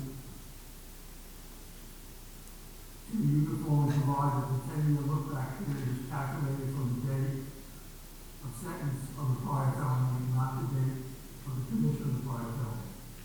A multiple felony offender statute does not apply to a person who has been previously convicted of a felony and 10 years have passed without any incarceration. The 10-year period is extended to the defendant who has been incarcerated, and in particular, under the current interpretation, for the defendant who can't make bail or is remanded, all that time pending trial on the first felony conviction extends the 10-year period. If that person were able to make bail, the 10-year period would start from final sentence. So this equalizes the 10-year period for both the person who was detained on the prior felony and the person who was not detained on the prior felony. Questions, please? Those are our recommendations. Thank you very much. Thank you, Judge Danino. Thank you, Catherine, for that presentation. Before we move on to getting the discussion, because I see there are already folks at the podium, I'd like to inform you that the meeting yesterday, the Executive Committee endorsed this report for favorable action by the House. I'm going to ask to open the virtual poll, but please don't vote. Just hold off. We want to make sure the poll is open so that the voting in the room and online can happen simultaneously. Okay, so with that being said, may I have a motion to approve the recommendation and report of the task force in the New York Criminal Procedure Law? So moved. Okay. Now, is there any discussion? And so, yes, please introduce yourself, Norm. Sure. Norm Effman, Vice President, 8th Judicial District. And a member of the task force. And a member of the task force. And that's really what I want to talk about. If you take a look at the members of the task force, excluding me, of course, you will see some of the finest minds dealing with criminal law. And I think it was Dominic Napolitano who appointed this particular commission to take a look at the criminal procedure law and make it reasonable, logical, etc. When you take a look at the people on here, we have experts, prosecutors, judges, defense lawyers, both public and private, as Catherine has just said, but to get them all in a room to agree to all of these changes is something what this Bar Association is all about. When the criminal justice section or a task force like this speaks, we are heard. These are changes that are logical, approved by every segment of the criminal justice lawyers who populate our community, and it should be approved quickly. This is an unbelievable task, and I personally asked that Judge Danino be on the task force because I've known him for a long time. And he is the best, clearest mind, knowing the criminal justice and procedures from day one. He is the author of almost every jury instruction on this, and I just am so pleased to be part of this group because I learned a lot, and I ask this body to approve this quickly so we can get on with the next step and deal with the next 10 or 12 issues that should be cleaned up in the criminal procedure law. Thank you. Okay. Thank you, Norm.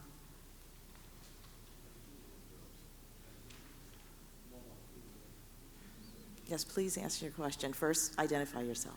Leah Nowatarski, member at large, also immediate past chair of the criminal justice section, also a member of this task force. I'd like to commend the members of this task force for the outstanding work that they have done coming up with these proposals, and I'd like to let the House know that this is just a step in the process. The whole purpose of the task force is to bring the CPL up to date, given the number of case law that has come out, judicial opinions, other task force recommendations. We have started off with sort of low-hanging fruit. We're addressing the easy topics first before we go into greater depth on other topics. So this is not the only report that will come before the House. Of course, that's pending, leadership under Kathleen Sweet and of course under Taya going forward if they wish to continue this task force.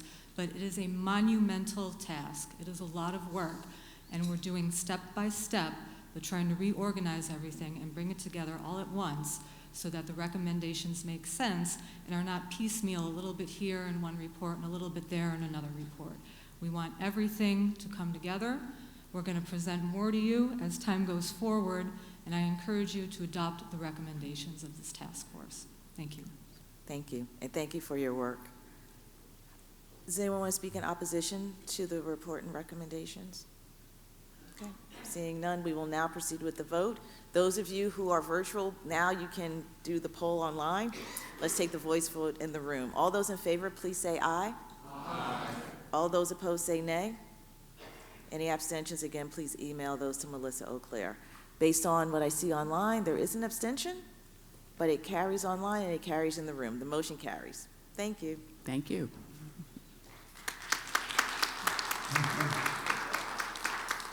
And so now we will resume our agenda, and I'm going to turn the mic over to our president, Kathleen Sweet, to do the presentation for the Ruth G. Shapiro Award. Thank you. Thank you, Madam Chair. Good morning again, everyone. On behalf of the Women in Law section, it is my distinct honor and privilege to introduce our 2026 Ruth G. Shapiro Award winner, Judge Therese Wiley Danks. When she was appointed in 2012, Judge Danks made history as the first female magistrate judge for the Northern District of New York. She is now the Chief Magistrate Judge. Judge Danks co-chairs the committees on civic education and criminal law and presides over both criminal and civil matters. But her impact extends far beyond the bench. She has made it her mission to help the next generation of lawyers excel, mentoring more than 50 law students who have worked for her as externs.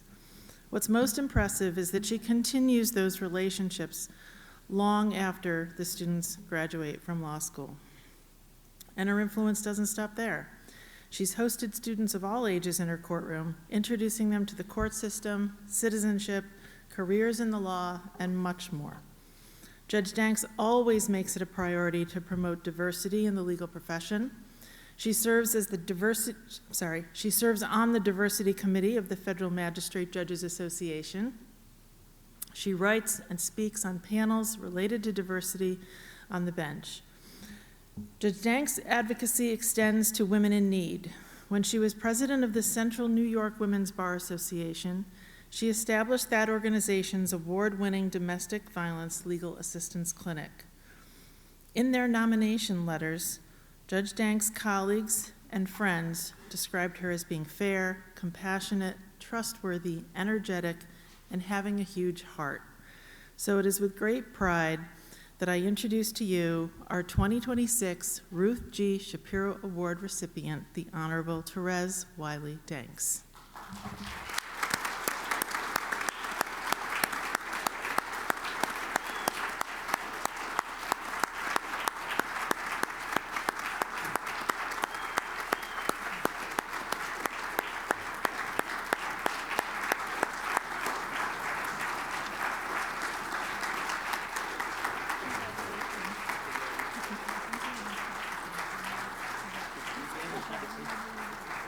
Let me give you your. They'll want to take pictures, yeah. And joining us on stage is Kaylin Gustafson, the chair of the Women in the Law section.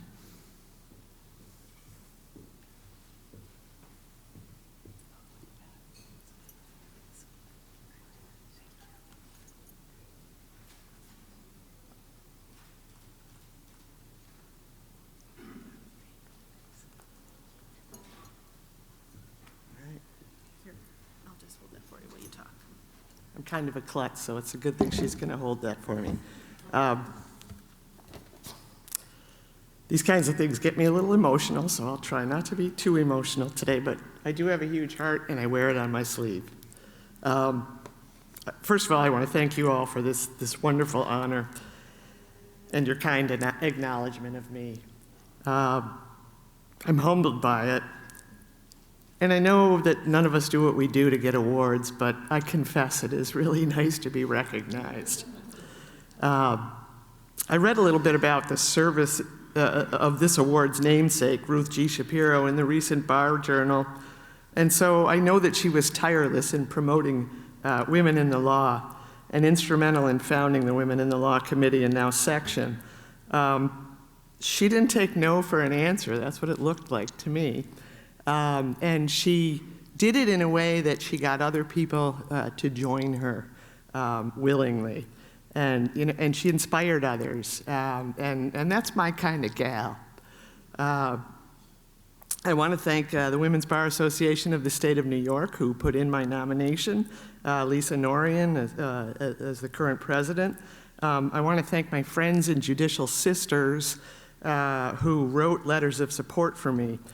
Those judges include Deb Carolounis, 5th District Administrative Judge, my Chief Judge, Brenda Sanis, my dear friend and District Judge May D'Agostino, who is here today, and Syracuse City Court Judge and a young judicial rock star, in my opinion, Stacey Dennis Taylor. I was also touched to learn that two U.S. attorneys, assistant U.S. attorneys who practice in front of me, Melissa Rothbart and Michael Gadarian, also wrote letters of support before me, and I can tell you I've ruled against both of them many times, so it was really nice. And I would also be remiss if I didn't mention Annie Porter, who is also a past president of the Central New York Women's Bar Association, and I know that she honchoed this nomination through the process. You have all touched my heart in a significant way by your support and confidence in me. I want to thank my husband, Kip Danks, who's here today. He is my rock. We met my first year of law school, and we got married my third year of law school, and he's been in support of my career throughout. He's picked me up off the ground when I've fallen, and he's championed me when I have had victories like this. So, and he put on a suit jacket today, and I know he'd much rather have a ski jacket on and be on the slope skiing. So I thank you, Kip, so much for your love and support. I want to thank my sister, Jeannie Wiley, who's here. I really appreciate your support, Jeannie, in coming and making the trip to be here. Jeannie's a retired philosophy professor, and she once told me that she would ask her students at the beginning of the semester to think about two questions. Whose shoulders do you stand on, and what do you stand for? And I've thought about those questions many times, and I want to reflect on those questions again today, and I invite each of you to reflect on those questions in your career, because none of us get to where we are without a lot of other people providing support and guidance. And so, I stand on so many people's shoulders, but when I think of the women in my career and in my life who have guided me, I could tell you that first and foremost, I stand on my mother's shoulders. My mother had 8 children in 11 years. I'm her youngest, and she managed our ever-expanding household on a small budget that was allotted by my father's modest Jesuit college professorship salary. And when we were small, she was also a part-time teacher and secretary.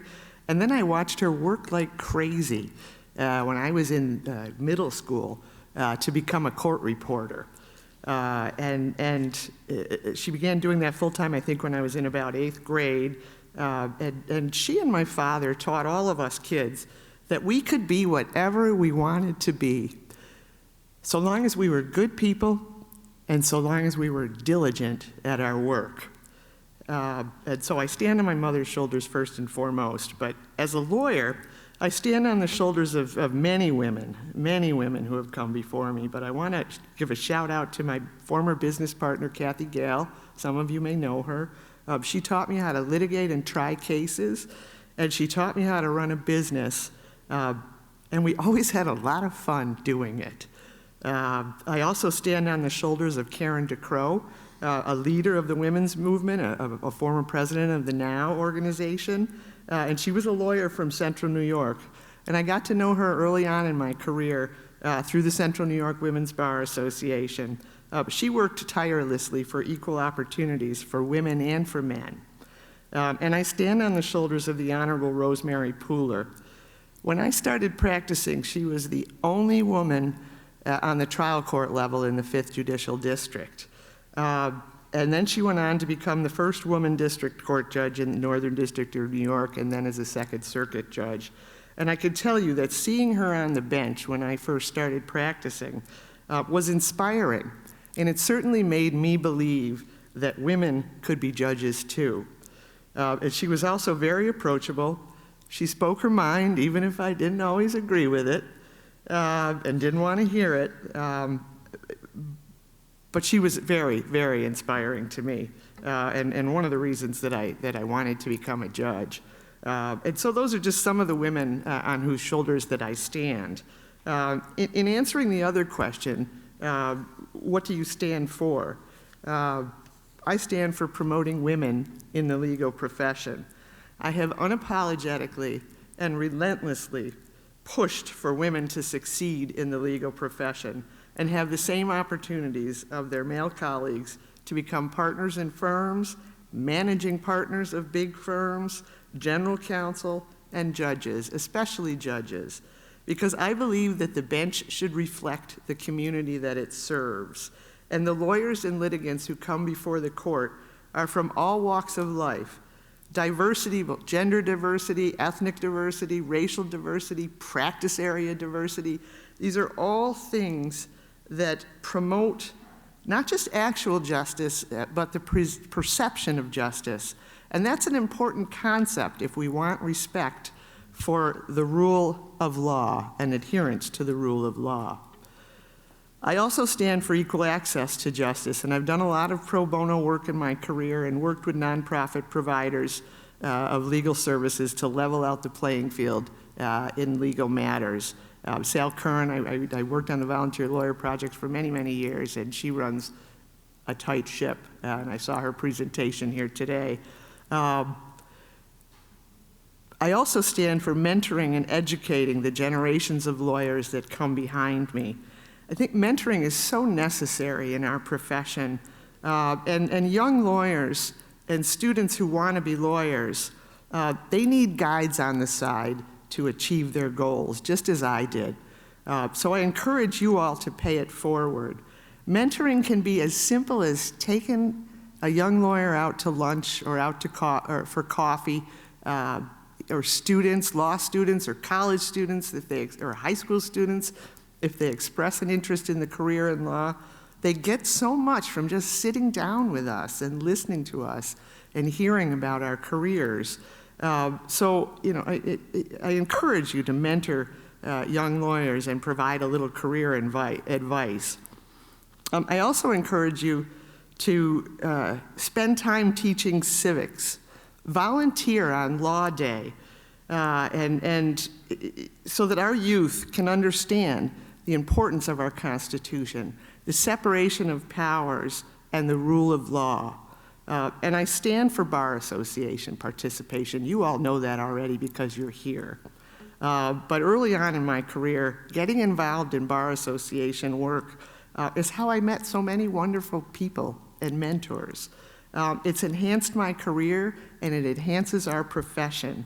So I'm always telling young lawyers to not just join a bar association, but get involved in committee work and do work because you will meet other lawyers, your own practice area will improve, and you'll get to know other lawyers so that if you're in a rather cantankerous motion or trial against each other,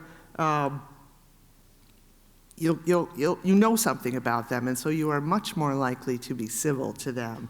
And our profession lacks some civility today. The whole world does, frankly. But I think that we as lawyers, have a duty to promote civility in the practice of law, and Bar Association work helps do that.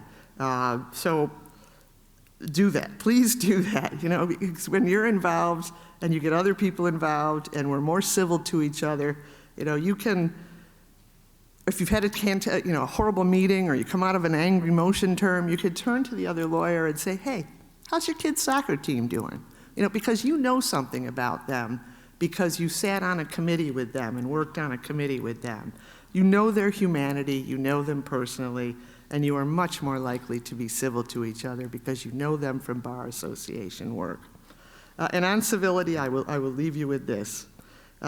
Wherever you go, pack your sense of humor and use it.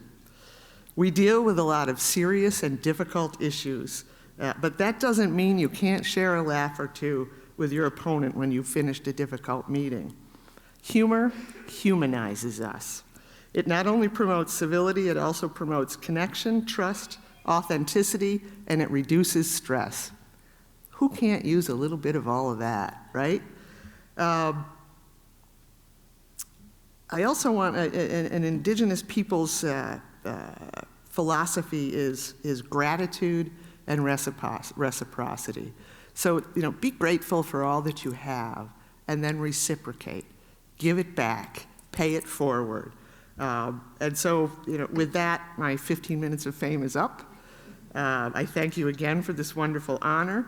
I encourage you to be mentors and allies, promote equal access to justice and equal opportunities for everyone in the legal profession, promote civility and civics education, and pay it forward with kindness, with humility, and with humor. So thank you very much again. I really appreciate this.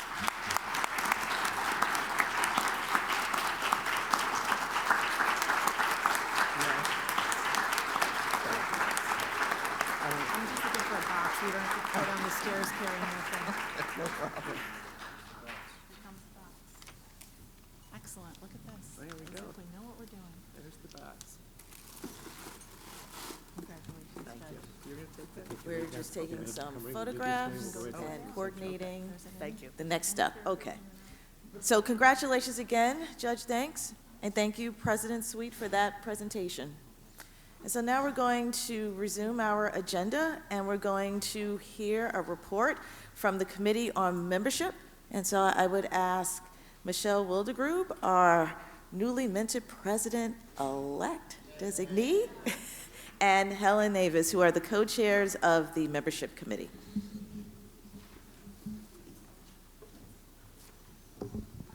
Good morning. We are here to present on membership. We have a very short agenda. We're going to give an overall membership update, then we're going to give a section membership update, and then we'll talk about internal marketing efforts and our next steps and strategies. So, where are we at? I have some good news. Membership is up. So, we are very excited to report this. In December of 2025, at the end of December, it looked as if we were slightly down. However, as of the 13th of January, we have 35,391 paid members. That is up 937 members from last year when we had 34,454 members. I would like to recognize the extraordinary vision and efforts of Pam McDevitt and Gerard McAvey. They did a tremendous job putting together the new membership model. They spoke with the sections, they spoke with anybody who would listen, honestly, about membership and what membership meant to them and what membership could do for them, and came up with a model that is working. And I'm so happy to see it. I've been saying all along, I thought it would take 2 years to see the results, but I think we're already seeing some fantastic results. I'd also be remiss if I did not mention our membership team. Pat Stockley and Stephanie Markowitz have been working tirelessly along with our Membership Resource Center to implement this. So I'm going to talk a little bit about how that's working, because we are learning some new things along the way, which is, of course, expected and anticipated when you have a new system in place. But again, generally, we are very, very pleased with the information. So as you may recall, in years past, we measured membership based on one renewal period and had strict calendar year terms. The new membership model, the terms roll. So we're starting to figure out where those rolls are and what the ebbs and flows are going to look like, to give us the ability to do the analysis, to determine where we think we actually are with membership, so that we know, oh, February is always going to look kind of like this, and October is going to look like that. So we are working on it. Another thing that we've learned is that credit cards can be declined. And why are they declined? I'm sure it's not because of insufficient funds or because people have had credit issues. It's more about the expiration dates, those darn expiration dates. I know I've been pleased lately that my credit cards last a little longer than they used to, but certainly those expiration dates play a role in your auto renewal. So if you're renewed with a credit card and it expired in December of 2025, it's not going to go through so well on the next round. So we are working to manage that. We had about was, I think, 1,500 credit cards that were declined for that reason. But we were ultimately able to update at least 900 of those members' credit cards information, and we are working to continue to do that. So definitely get the word out to people to keep their information update, and certainly to all of you, please let us know and please update your information as you obtain new credit cards. One of the other hurdles that we have found and we've had is that we had forecasted adding hundreds of paid members by converting free and newly admitted attorneys to paid newly admitted attorneys. However, unfortunately, early on, we discovered that our IT systems would not allow for this seamless process, so we've not been able to convert those memberships as we had anticipated. We are, however, looking at new ways to do that, and we are certainly reaching out to our members who have free memberships to convert them into paid memberships, as we always have. Lastly, we do anticipate that we will be impacted by the growing number of retired attorneys, and that affects numbers overall. And we would note that although almost 1,000 members who had been practicing 45 years or longer that were members in 2024 did not maintain their membership in 2025. We are also working on increased engagement with our members, and we think that that has been a success. We are really pleased to see the use of the website, the use of the free forms, the use of the free books, and we can tell that members are using all of those resources, and they are great ones. I gave the example that just last week I went and looked at that #1 hit, the Power of Attorney form on our website, just to confirm that information I had in the Power of Attorney was absolutely on point with the form that was presented, and other people seem to be doing that too. So we're really excited about that. With regard to the sections, as you know, we have experienced some impressive increases to our section membership numbers, and that makes me very pleased, because as you all know, when people engage with the sections, they engage with our association and they stay members. So it's a really integral part of membership. I just want to let you know that we need to recognize that we still need to review all of the reporting and numbers after the dust settles at this annual meeting, but we are glad to show that we do have an overall increase. And also, the fact that we have so many members is in sharp contrast to the fact that prior to the new model, almost 50% of our members were not members of any section at all. There are still some fish to catch here, though. We have 8,000 members who are still not members of a section at all. So we are looking at efforts to reach those members to let them know that they do have the opportunity to sign up for 2 memberships, and we hope that that number will decrease over time with education. Finally, royalties will be paid out in the first quarter to the sections, and I'm sure they will be watching for that. Helen? Thank you so much, Michelle. Hi, everyone. Good morning. I'm here also to celebrate. I think we have really come to a great year in 2025. We really used all of the efforts that our marketing team and also the membership team have put together to make sure that the new membership model is a success, and we have confirmed that it is, as we are showing not only increase of members within the sections, but with the association as a whole. We're very happy about that. The marketing team, again, and our membership staff will continue to work throughout this year, especially in the beginning of the year, as Michelle said, that we had all these technical issues with the renewals, with credit card renewals, auto renewals. So we'll definitely be busy during the next few weeks or so. But again, to remember that the membership model changed this cycle. So we'll have people still renewing their membership throughout the year.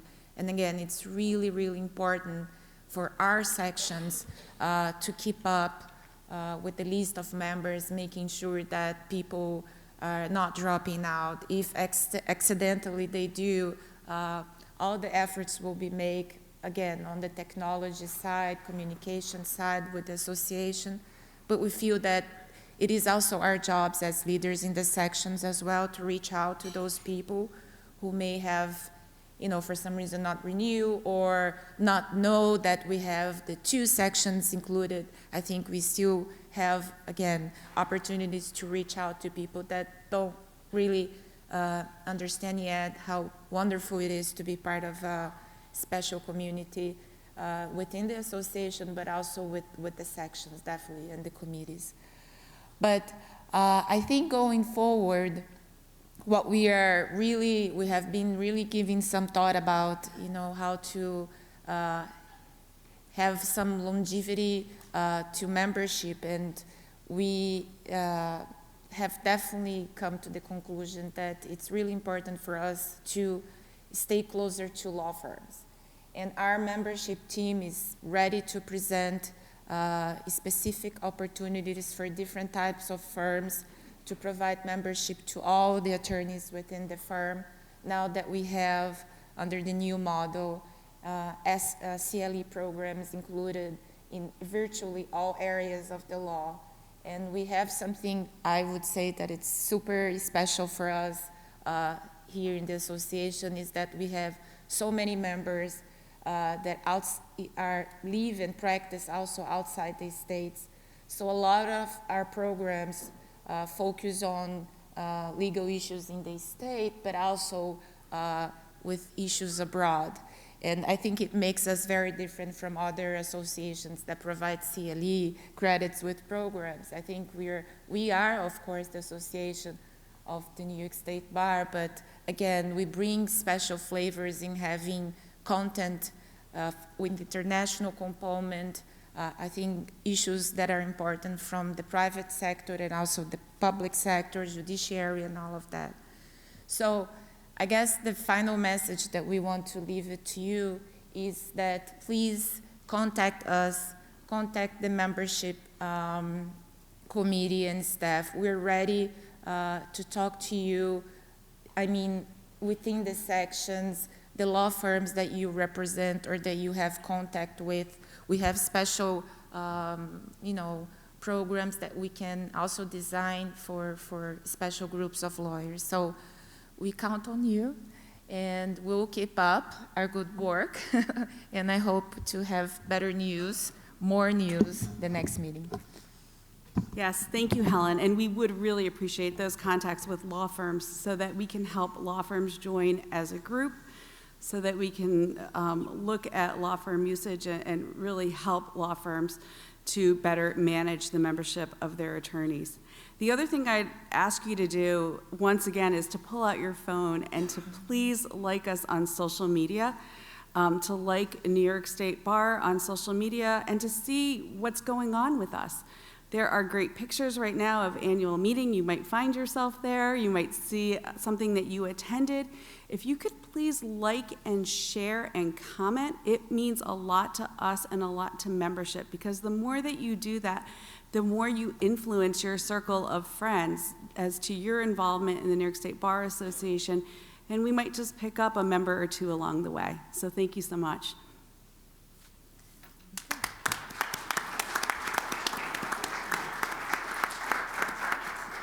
Thank you, Helen and Michelle. Your report is received with the thanks of the House.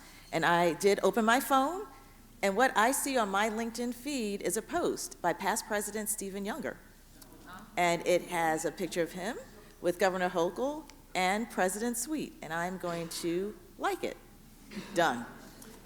All right, so now let's move on to the next item of the agenda, which is the report of our President, Kathleen Marie Sweet.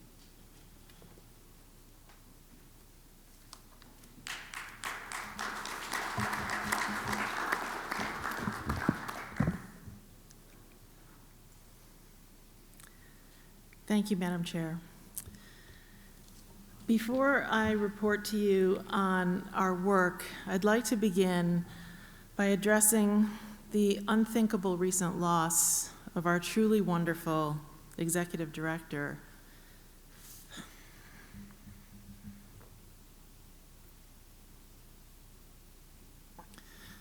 My very dear friend, Pam McDevitt.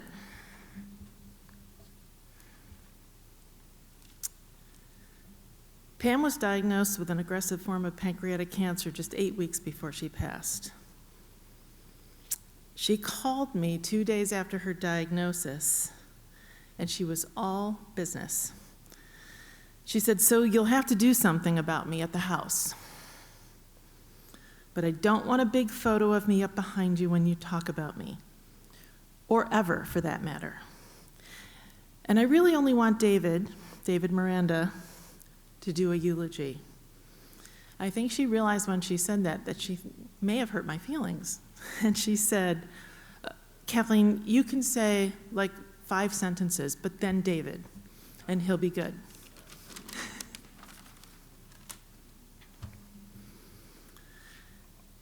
I have never met anyone like her. She made me a better leader, and she showed me how to be a better friend. At my age, I didn't know I needed another best friend, but I got one. She would want you to know that she didn't want to leave, and that she didn't fear death. I will miss her forever. Please keep her daughters and her mother in your thoughts.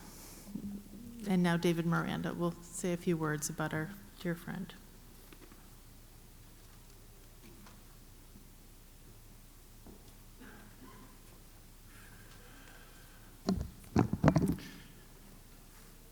Madam President, Madam Chair, good morning. Pam imposed strict guidelines for her memoriam. No photos, no slideshow, no agenda item. Keep it brief and mention the past presidents. Knowing Pam, you can imagine that right now she's embarrassed by the attention she's getting. Pam's preference was always to do the work behind the scenes so that others could succeed in the limelight. Raised to be humble, she had a strong work ethic and sense of service that remained throughout her life. As a young mother, she put herself through college and then law school, waiting tables at night, caring for her son, the first of her 3 children. Originally wanting to be a social worker, Pam volunteered to answer hotline phones for those in despair and needing someone to talk to. Pam immediately identified with the troubled callers, often sharing her own problems in an effort to relate. Eventually, she was asked to stop volunteering because she was sharing too many personal stories with the callers. So she went to law school. After graduating, Pam fulfilled her service in the Army JAG Corps, rising to the rank of captain. There, she tried her first cases, was trained to defend herself in combat, and learned how to lead a platoon. All experiences that would later serve her well as our executive director. Pam was devoted to her job as executive director, the opposite of a 9-to-5-er. Pam was an around-the-clocker, often sacrificing herself for the good of our platoon. No matter how busy she was, she always had time to engage with our staff and listen to their problems. She loved our staff, and I know that they returned that love to her, and I know that she would be so proud of them this week for the work that they did under very difficult circumstances. Pam always made time to talk with members and leaders and past presidents, and she asked me to say that she truly loved most of our past presidents. Pam's hard work and quiet vision for our association served to benefit every one of our members. She led our transformation to become the technologically prescient virtual bar, a 2-year project completed shortly before the pandemic, enabling our association to continue its good work virtually and seamlessly and remain financially strong. And for the last 3 years, she worked tirelessly, leading our association to its innovative and successful new subscription membership model. She'd be so pleased and relieved and excited by the membership report today, and she has set our association on a path for success for many years to come. She accomplished so much for our association by being a true collaborator, seeking input, listening, and always making sure others received credit for any success. Despite the stress and anxiety that her work placed on her, she loved her job and the people around her. In her own words, in this month's Bar Journal, Pam said, "I have felt fortunate to be sitting where I am, to work directly with such talented colleagues, people who care about their fellow lawyers and are committed to finding the best possible solutions to the problems the profession confronts every day." Pam was graced with a strong sense of justice, a superhuman power of empathy for those with troubles, and the unshakable guilt of always feeling she wasn't doing enough. She quietly volunteered her time helping others. She served on the board of directors of Upper Hudson Planned Parenthood, and this brave woman, who avoided public speaking and public attention, volunteered to go into high schools to speak with young women, sharing her own experiences to guide and inspire them. Occasionally, Pam and I would walk to lunch in downtown Albany, and she'd see a needy person, not a beggar, just someone who seemed needy. And she'd approach them and ask if she could give them money. She would literally empty her pockets and apologize for not having more to give. And then when we got to the sandwich shop, she'd say, "I had to pay for lunch because she had no money." Pam epitomized a quote from Mahatma Gandhi that says, "The best way to find yourself is to lose yourself in the service of others." Pam found herself in her service to our association. She had few equals in the spirit of selfless service with which she was endowed. She shared a caring heart and an irrepressible joy with everyone who had the blessing of time with her. Words cannot express the sadness of our loss. An ocean of tears cannot fill our broken hearts. The finest tribute cannot do justice to what she meant to us. But we can find solace in knowing that her kind spirit remains within every life that she touched. Let us pause for a moment of silence and private prayer for this beautiful, irreplaceable woman who made us all better for having shared in her presence.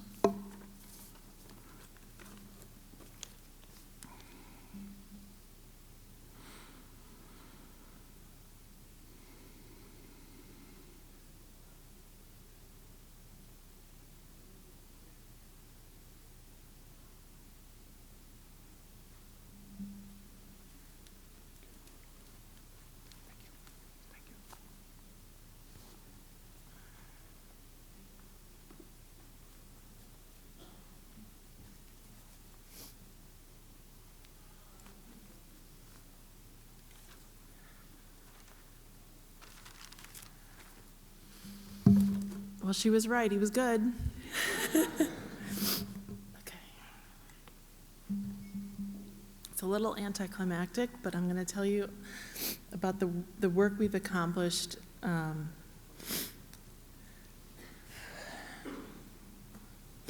much anticipated 150th anniversary celebration has finally arrived, and it's gratifying to renew acquaintances, reflect on our history, partake in award ceremonies, and learn from our esteemed panelists and CLE faculty.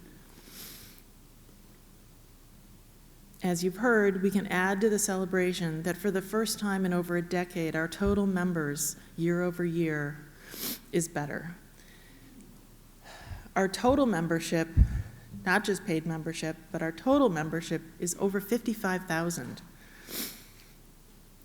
Anyone who traveled with Pam or worked with Pam or dined with Pam knew that she always had her laptop out and was checking those numbers daily. To the extent that everyone has said she would be so happy, my assessment is that she would be so relieved because she was behind this work and she was really hoping that it would work. Last night it was my incredible honor to present Governor Kathy Hochul with our association's highest honor, the Gold Medal. I'm grateful that so many of you celebrated with us at the Plaza. As we look ahead, our 150th anniversary celebration is an opportunity to commemorate our influence on law and democracy. It's also a time to think about our responsibility to seek and speak the truth and to do the public good. Sorry, my nose is running a little bit.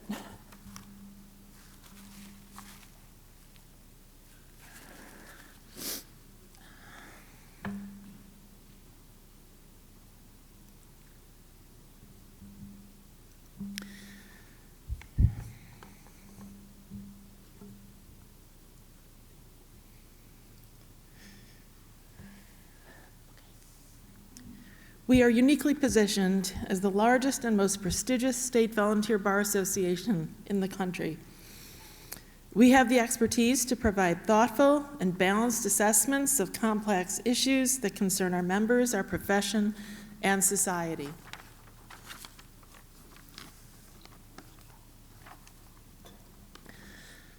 I met with our Chief Judge, Rowan Wilson, last month to discuss, thank you.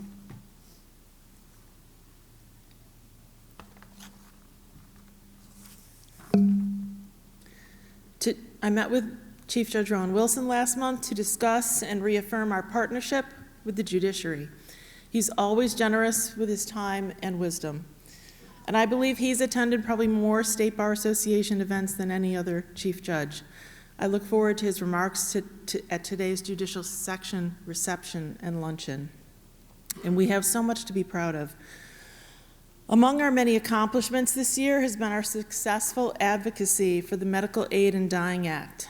I want to thank past President Richard Lewis for creating the task force. I think he's out there. Dick?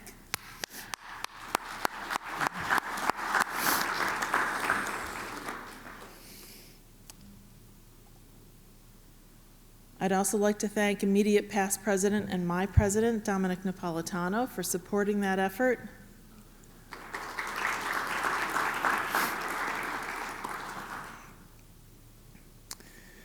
Our task force was chaired by the incomparable Mary Beth Morrissey, and the rigorous research done by our task force led to sound recommendations and helped make the law a reality. I was honored to be invited to attend the governor's press conference last month when she formally announced her intention to sign the bill. It was an emotional moment for so many who had invested in years of advocacy, and it illustrated our work's significance. The new law will at last afford New Yorkers the autonomy to choose to live out their final chapter with dignity and autonomy. We have had influence on many other issues. Governor Hochul recently signed a bill that eliminates anonymous reporting in child abuse matters. This was proposed by our Committee on Families and the Law in its 2022 report on racial justice and child welfare. Thank you to Chair Linda Guerin and the committee for their outstanding work on that important issue. The governor also signed a bill that will expand access to the courts for New Yorkers with mental health challenges.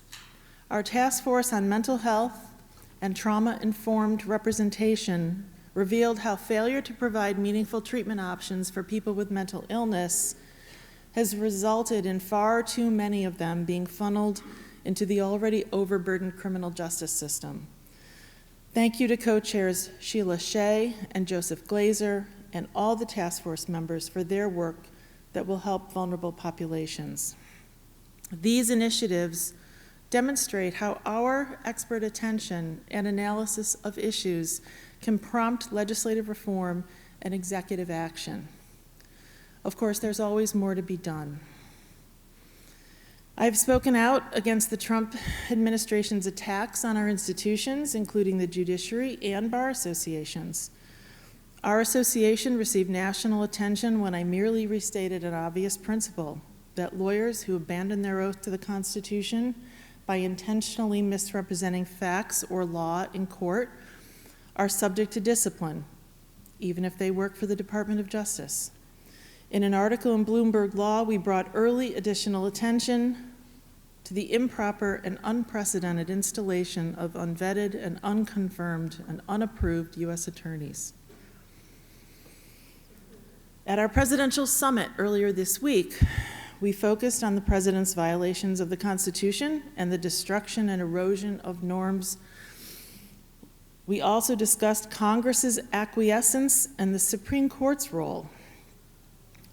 Presenters and panelists were Jack Rakoff, Pulitzer Prize-winning historian from Stanford University, Sonia Mittal, a former prosecutor from the Department of Justice in the January 6 cases. And the summit was moderated by Lawrence O'Donnell from MSNBC. Well, now it's MS Now. I will continue to note and challenge the executive branch's disdain for the rule of law when it suits the president's agenda and its cynical invocation of the rule of law when convenient, such as when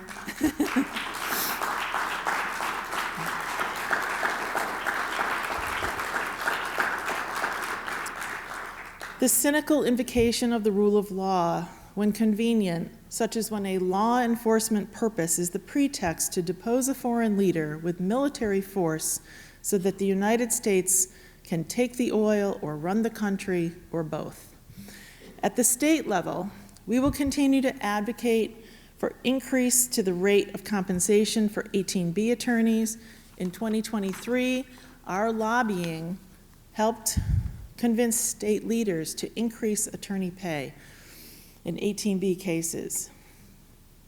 And this week, we launched Rural Ready, an initiative and joint effort with the Office of Court Administration and the indomitable presiding justice of the Third Department, Elizabeth Gary, she is unstoppable. This is going to happen with her leading it.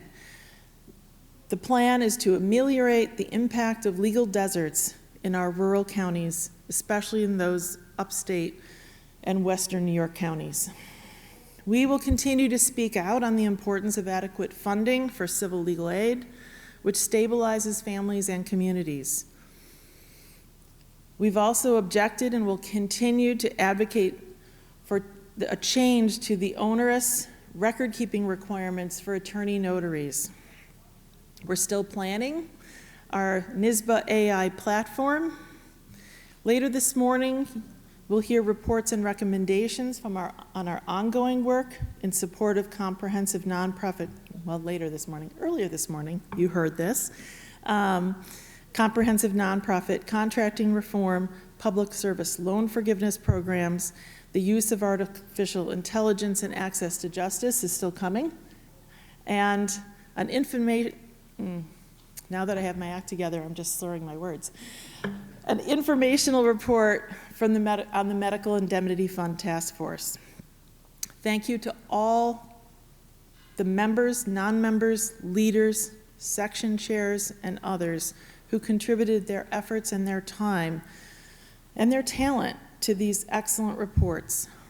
As we celebrate this important milestone, it's even more clear that there will be serious challenges to the rule of law in the year and years ahead, but we will be undaunted and we will meet the moment. Thank you.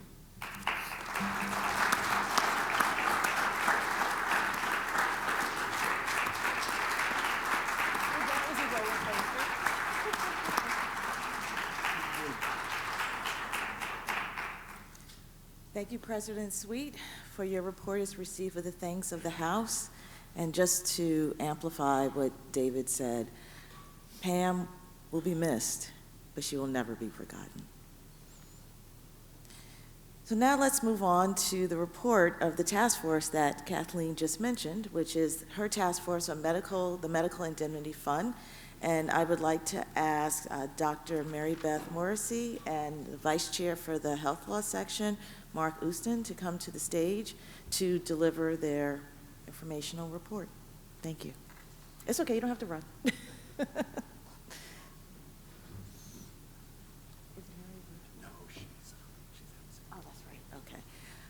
So Mark will be the only one presenting because Mary is not feeling well. Thank you. Okay, and Matt, you're controlling this, is that? Or someone is, okay, good. Awesome, so thank you very much. And actually, before I start, I just want to say, listening to Kathleen's report, you know, it really does make me very proud to be a member of this organization. I think we all should be. So thank you very much for everything you're doing. The Medical Indemnity Fund Task Force. What is the Medical Indemnity Fund? In very brief, we'll go into it in some detail, but it is a fund created to support the medical costs of infants who have had incurred traumatic brain injury as a result of medical malpractice in connection with their birth, in 10 words or less. What is our charge as the task force? The task force was established by President Sweet in September of 2025. It's been charged with studying the fund, its origins, its purpose, its implementation, its funding, and its sustainability. It's charged with implementing recommendations to improve and maintain the viability of the fund, including, as appropriate, proposed legislation, administrative changes, other policy changes necessary. And as you will hear as we go through this report, that's because the fund is essentially in constant jeopardy of failing. And it is something that has served all of the stakeholders in this space quite well, and there is an overwhelming sense that something needs to be done to save it. Membership of the task force includes practitioners representing all of the stakeholders here, including patients, providers, and insurers, as well as practitioners in the policy space in both healthcare and insurance. Next slide, please. So details on the fund. It was created in 2011, and it is fundamentally a compromise. You'll recall in 2011, Governor Cuomo had created a Medicaid redesign team to make a number of changes in the healthcare space. One of those changes that was on the table was medical malpractice reform. As you can imagine, a lot of stakeholders very much in favor of that, a lot of stakeholders very much opposed to that. So this fund was created as a compromise. And the intent is to benefit essentially all of the stakeholders, not only the patients who have their costs covered by the fund, not only insurers who actually have another source of funding besides the medical malpractice insurers themselves, but especially the providers who, because of the existence of the fund, have enjoyed medical malpractice rates that are lower than they would have been had the fund not been created. It was originally administered by the Superintendent of Financial Services, subsequently moved to the Department of Health. And what does it do on a day-to-day basis? It is used to pay the qualifying healthcare costs of qualified plaintiffs. Next slide, please. There are actually three terms important here. One, birth-related neurological injury. What kind of injury do you have to have access to the fund? You have to have an injury to the brain or the spinal cord, and this is of a live infant. It has to have been caused essentially in the course of childbirth, a deprivation of oxygen or a mechanical injury due to the services that you were receiving at the time. And it has to render the infant with a permanent or substantial motor impairment or developmental disability. These are very important because there are certainly some people that don't qualify for the fund. Next slide. What does the fund cover? Qualifying healthcare costs. What is this? It's a very broad range of medical costs, not all of them, and over the years there have been discussions about expanding the kind of costs that would be covered by the fund. But the key here is that they are costs that are actually incurred. They are determined by a physician as necessary to meet the healthcare needs of the infant in question. And this does not include pain and suffering. So, to the extent that an award is made in that area, that is not something the fund pays for. That is something paid for a liable defendant. Which gets to the other main point here. This is not a no-fault statute. You don't have access to the fund unless a defendant is actually adjudicated to have been liable for medical malpractice or a settlement is executed in connection with a medical malpractice claim. Next slide. You also have to formally enroll into the fund. There is a process administered by the Public Consulting Group, which is a group contracted by the Department of Health to administer the fund. The key here, though, and one of the biggest problems with the fund, is that funds are limited. Once all those funds are spoken for, the enrollment actually closes. So what happens is the fund receives an appropriation from the state every year. For many years, it was $52 million a year. It, in recent years, was up to $211 million. And people enroll in the fund as, you know, they, the determination is made usually as part of a settlement or in a court proceeding. And unfortunately, though, if the actuary determines that the amount that is currently in the fund exceeds the amount that would be necessary, the fund actually is shut down. That has only happened once so far in 2023, where people thought they would have access to the fund and did not have access to the fund. But it's a big issue. And that, by the way, is why the funding increased as much as it did from 52 million to 211 million. Payments from the fund. Next slide, please. I'm sorry. Okay. The fund is supposed to only pay those expenses that will not, with reasonable certainty, be received from a collateral source, not including Medicare or Medicaid. However, it is unclear to what extent that requirement is actually enforced. Because the fund is there, it's an easy source, and it is labor intensive to find collateral sources that would otherwise be responsible for these costs. So it's not always the case that these other sources are aggressively pursued.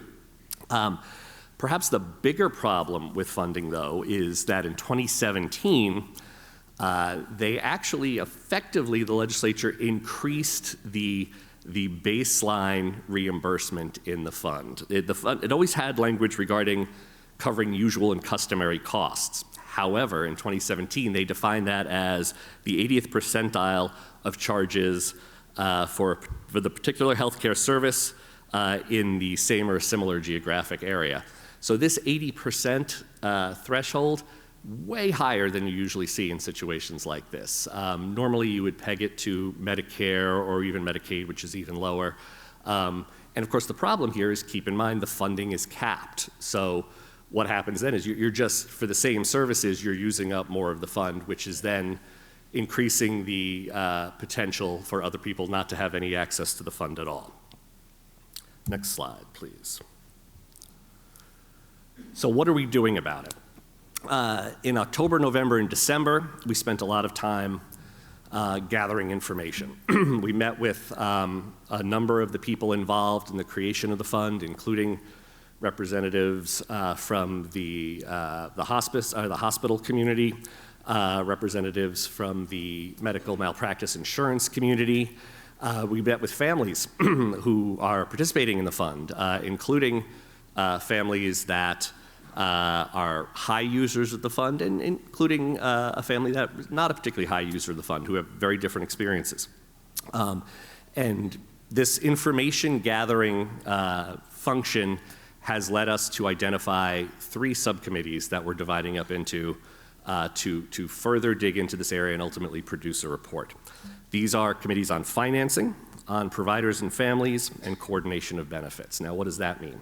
Financing, that's mostly what I've been talking to you about. It's the money in and the money out, and what we can do to rationalize that, what we can recommend, I should say, to rationalize that.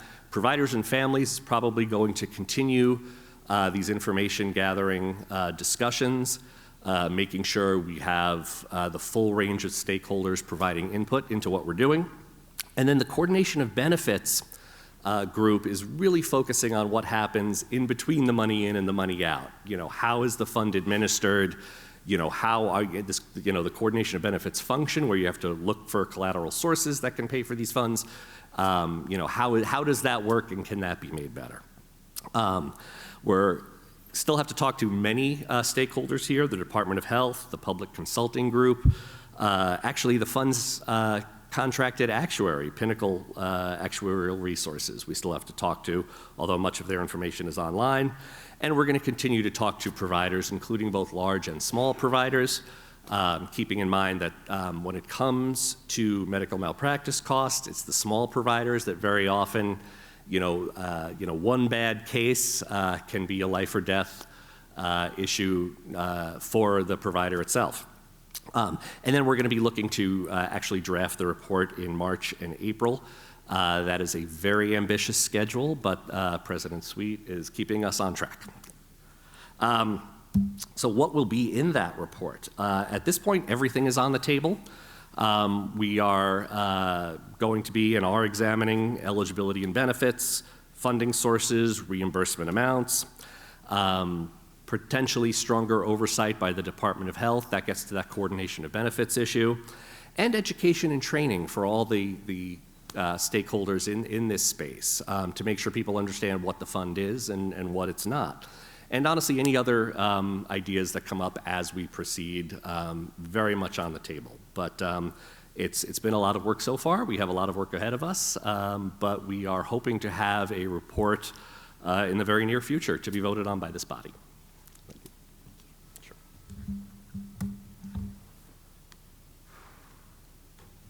Mark, thank you very much for your report. It is received with the thanks of the House. I am told that our Chief Justice is here. I think he's outside. Oh, he's right there. Okay, excellent.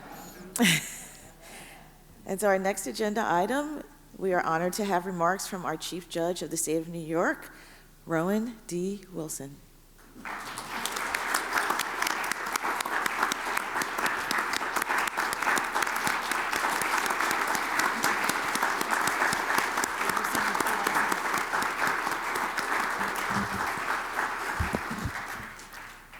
Good morning, everyone, and thanks for having me here. It's great to be here once again in front of the House of Delegates.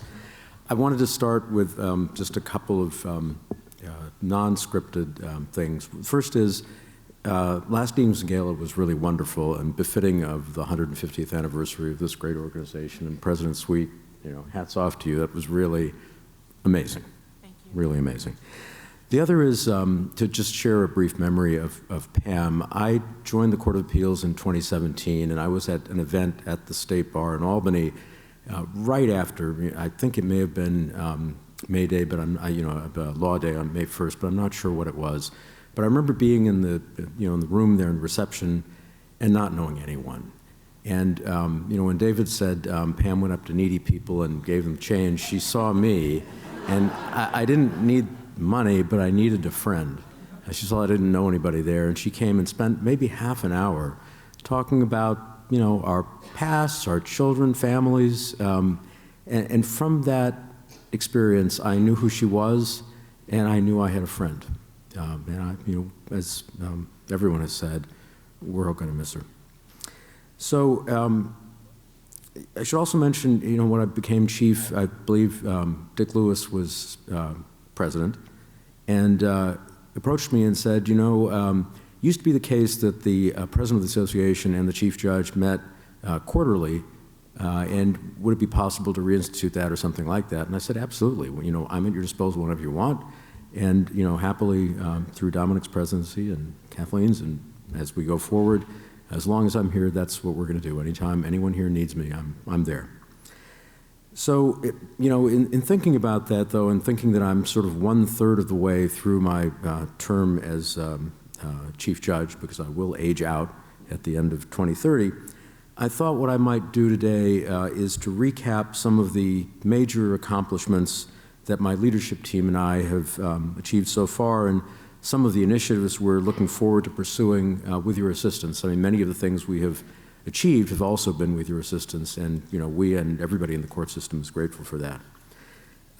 Most of what we've attempted over the past 2.5 years has been, in one way or another, an attempt to revitalize a court system that had been neglected and underfunded for many, many years. Over the decade or more before, the court system had received annual budget increases of either 1% or 2%. The budget increases obviously fell far short of inflation, and the staffing of the court system fell from a peak of about 17,500 to just over 15,000. And that's as cases became more complicated, filings went up, the resources of the court fell. We revamped our budgeting process so that instead of going to the legislature and saying, here's our 1% ask or here's our 2% ask with no detail, what we did is we told the legislature, here's what it costs to run what we have now. Here's what it will cost to run it next year. And here is sort of a menu of the things we would like to do next year with a price tag for each of them. Now, when I said that to our budget director, who was very experienced and really a wonderful person, she said, you can't do that. The legislature does not care how you spend the money. They just want to know whether it's 1% or 2%. And I said, well, people like to know what they're buying, so let's do it this way. And then she said, well, let me tell you a story. There was a point in time when Governor Cuomo told us we could have a 1% increase, and there was no way we could survive on that. And so we said we needed 2% increase, and we got 0%. And I said, well, this is a different time, different governor, different legislature. Let's just do it my way and see what happens. And that year was the first year we had a budget submitted. Judge Zayas went and presents the budget, as the chief administrative judge always does. He got a huge round of applause. Everybody says this is great. And they bought everything on the menu. And then just before the budget closed, the speaker called Judge Zayas and said, if we give you another $8 million, could we buy something off the menu? We said, sure, we'll cook anything. So the increases that we've received in last year's budget and the year before's budget have funded a variety of things. Pay raises for judges, which have been stagnant for a long time. The addition of judges in places we need them, particularly in family court, along with staff to support them, which we're continuing to work on.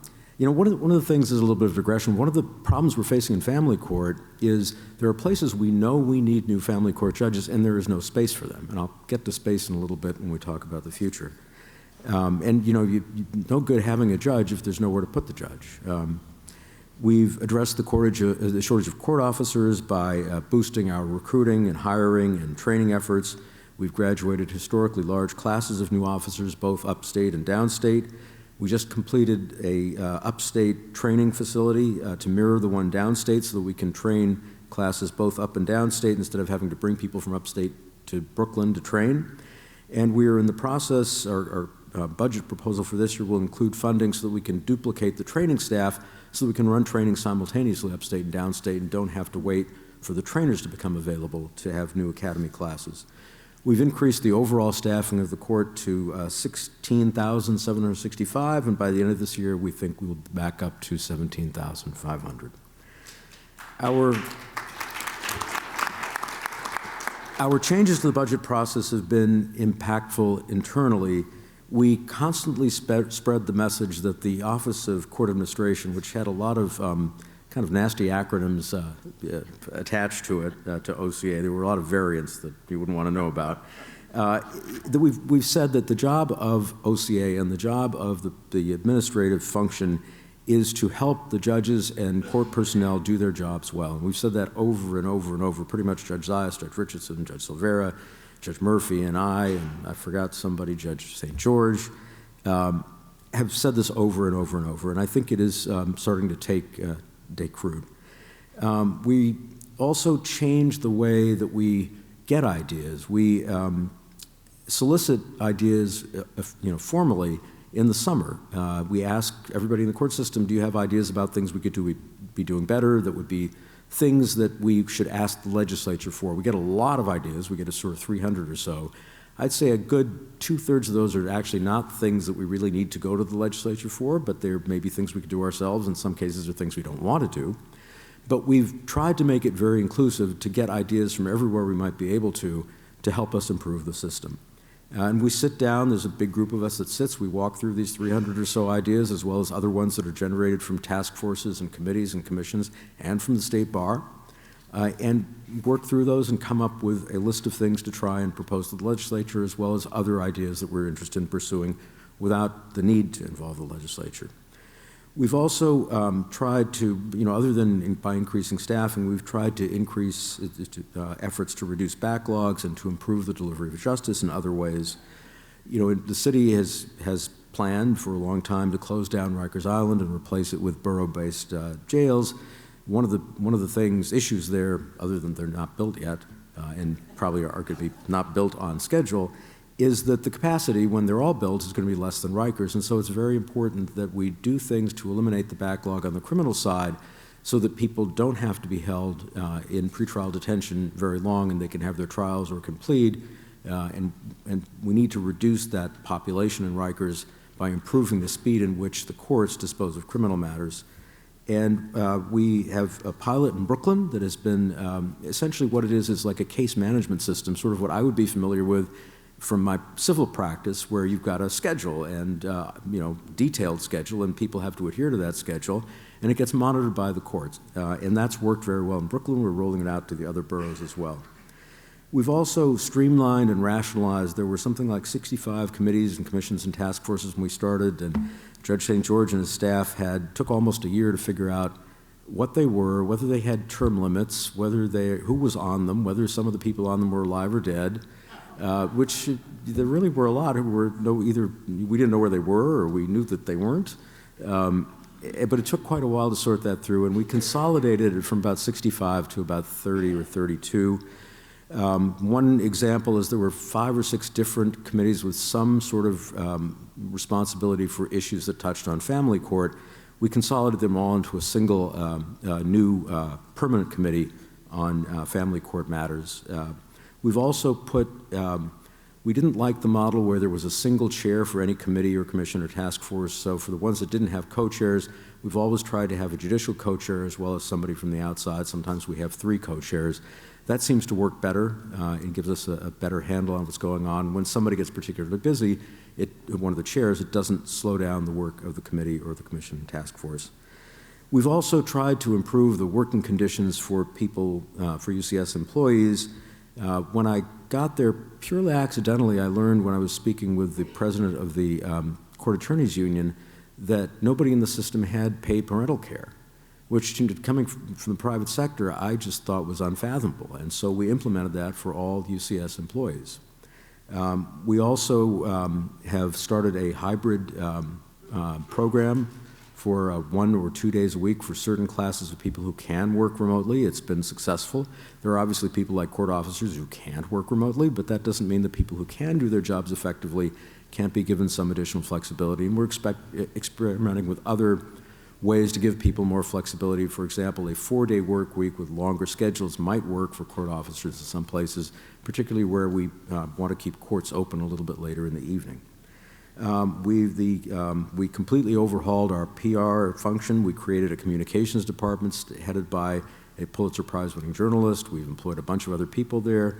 We have more photographers and videographers. And that effort is to change the image of the courts and to really convey to the public all the good work that the courts do, because otherwise what you'd sort of hear was something bad had happened, and bad things are going to happen. Somebody would get blamed for it, a judge or somebody in the court system. And then what we would, the typical response was, well, it's not our fault and here's why. And it was sort of, some of the responses were pretty clever but kind of snarky. And that really was, we just didn't think that was really befitting a court system. We wanted to do more proactively and wanted to be sort of more press-friendly. In that regard, at the end of this month, we actually invited 25 journalists from around the state to come in for coffee and conversation and meet a bunch of us. And we're setting up a working group to meet quarterly with a smaller group of people from the court and a smaller group of journalists to discuss press access and other issues. It's important to have a good relationship with everybody you can have a good relationship with, and I don't think the press is evil. I think they serve a useful purpose. And where we have warts, it's good for people to see them. It's good for us to know about them, because that's the only way we can address them.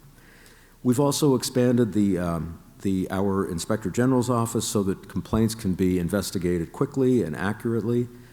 We've created the position of Equal Justice Coordinator for each of the judicial districts within the state. The responsibilities of those coordinators include organizing and planning community outreach events at local schools, community centers, civic organizations, and public gatherings to improve the relationship between the courts and the communities in which they're located. They have spearheaded juror outreach efforts to include participation and include diversity in jury service. And we've worked with state and local government to ensure the completion of courthouse renovations and developing diversity and equity and inclusion educational programs for courts and stakeholders. We continue to prioritize judicial education. The Judicial Institute, which I think you know is located in White Plains, conducts in-person training for all of our judges, new judges in January, for all of our trial judges in the summer in 2 different sessions because there's so many of them. And we've reinstituted the appellate judge training program every other year, also in the summer. And it has conducted over 100 virtual training sessions, completely independent from those, throughout the year. Dean Davidson and her staff there does really a wonderful job. On the technological side of things, we've been working our way around from courthouse to try and modernize our courtrooms under the leadership of Sheng Guo, to provide video and acoustical enhancements and bring these courtrooms up to modern day standards. We're in the process of launching what we've called VCAP. The vendor, when they provided it to us, said it was called something like Digital Rainbow Unicorn, but they said we could name it whatever we wanted. So it's the Virtual Court Appearance program, platform, VCAP. And it has a variety of advanced features in it, virtual waiting rooms that lawyers themselves can create. You don't have to wait for somebody in the court to do it. So if you're sitting there in line waiting for your time to come up, you can talk with your adversary or co-counsel in your own little virtual room. It has real-time translation. It has real-time transcription. It's got a whole lot of features in it. And if the legislature ever allows us to provide feeds of court proceedings, it is able to do that as well. It's used in California by some of the, not all, but some of the courts there. It's been used very successfully there. Some of our initiatives have been pretty far outside of the box. We created the Office of Civics Coordinator, which arranges for judges and UCS employees to visit schools and community groups and bring students into our courthouses. We established our first paid student summer intern program for high school seniors and college freshmen and juniors. We hired 100 students in the summer of 2023, 200 in 2024, and 250 last summer. The first year we did it, I think we had something like 650 applications for the 100 spots. And this last year we had more than 6,000 applications for the 250 spots. It's become very popular, and it's a great way to find people who otherwise wouldn't have any exposure to the courts and to bring them in when they're young and see what we do. And even if it doesn't interest them in being a judge or being a court officer or a court clerk or a court attorney, it gives them, it's part of it is really sort of civics education. It's letting them understand how part of their government works for them. We have, for the past 2 years, I've told our staff, let's get a booth at the state fair. And we've had a booth at the state fair. And there's, half a dozen to a dozen people, court officers, me, everybody in between at the booth, stopping people as they walk by, trying to get them to volunteer for jury duty. We get that reaction. Some people like flee, some people laugh, some people. But we've signed up close to 1,000 people each year, which is pretty good. And we also, for the people who start walking by when we mention jury service, we say we also have jobs. Do you know anybody in your family who needs a job, be interested in working for the courts?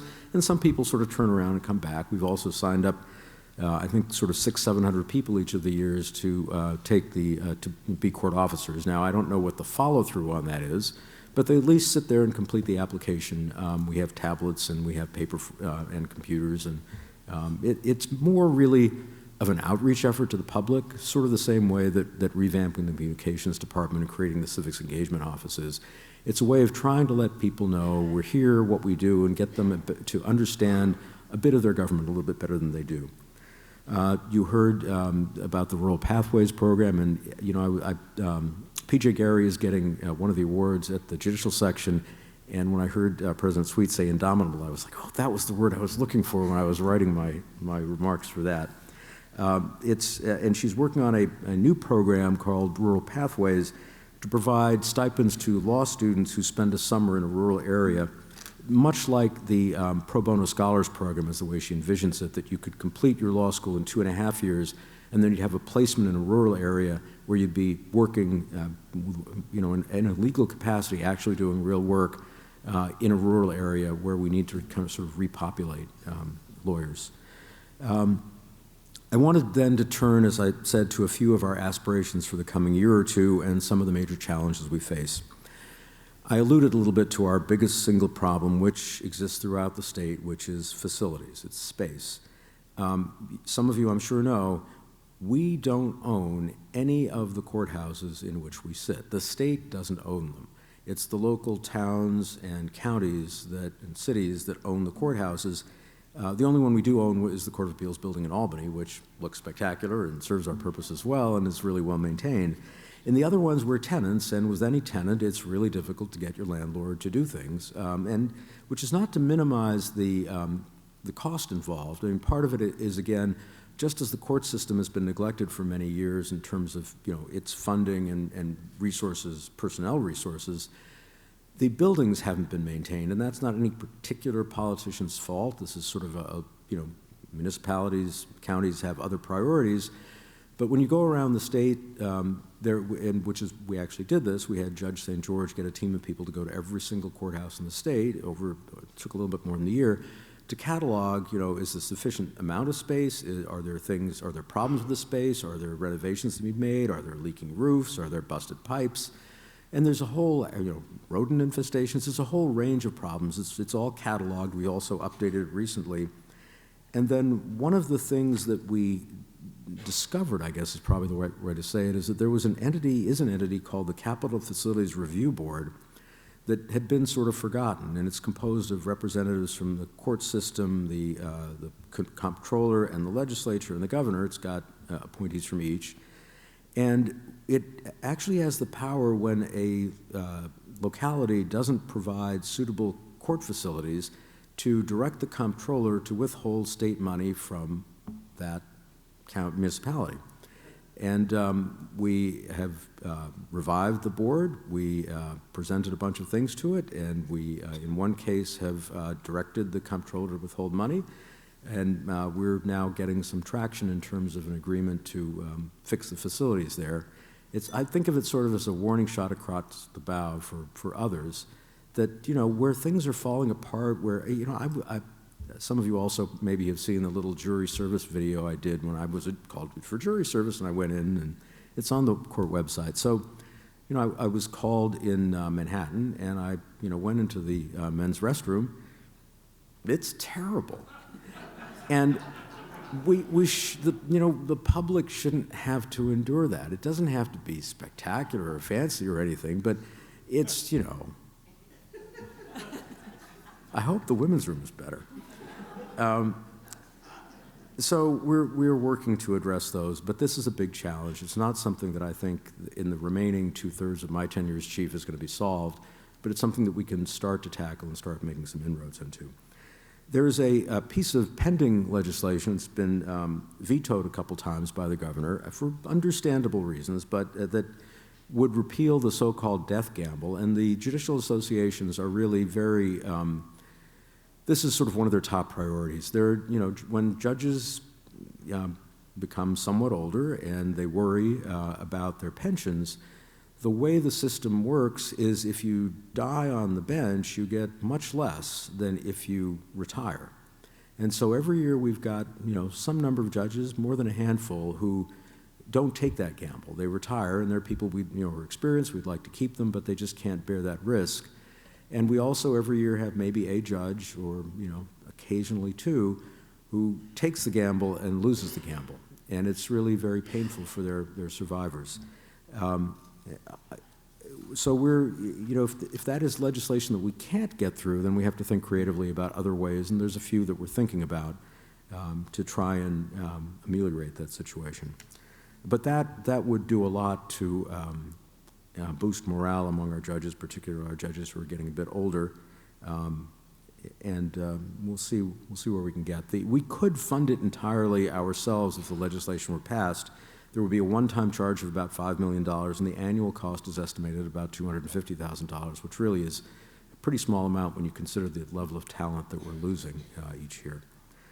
There are 4 other draft bills, though they're not UCS program bills, that are very important to us. The first one is the one that the Bar Association has supported for many years, and it's listed among its legislative priorities for this coming year, which would establish civil right to counsel for qualified individuals in eviction proceedings in New York State and create an Office of Civil Representation and require that people who are qualified, which is basically an income qualification, would be notified that they have a right to counsel in housing proceedings. And as all of you have, as the association has noted, this is a complex area of law. It's gotten more complex, particularly in areas that have rent control, and it's really almost impossible to navigate without a lawyer who knows what he or she is doing in this area. Most tenants can't afford a lawyer, and the free services don't really match the scale of need, even in New York City, which has sort of a, not quite right to counsel, but access to counsel law. About half of the people who are entitled to something under that statute get something, and the other half don't get anything. There's a lot of research, not just here in New York, but around the nation, showing that tenants who have lawyers are evicted at a much lower rate than tenants who don't. This would be a major accomplishment, I think, that would, the benefits also of keeping people in their homes when that is possible aren't just that somebody has a home.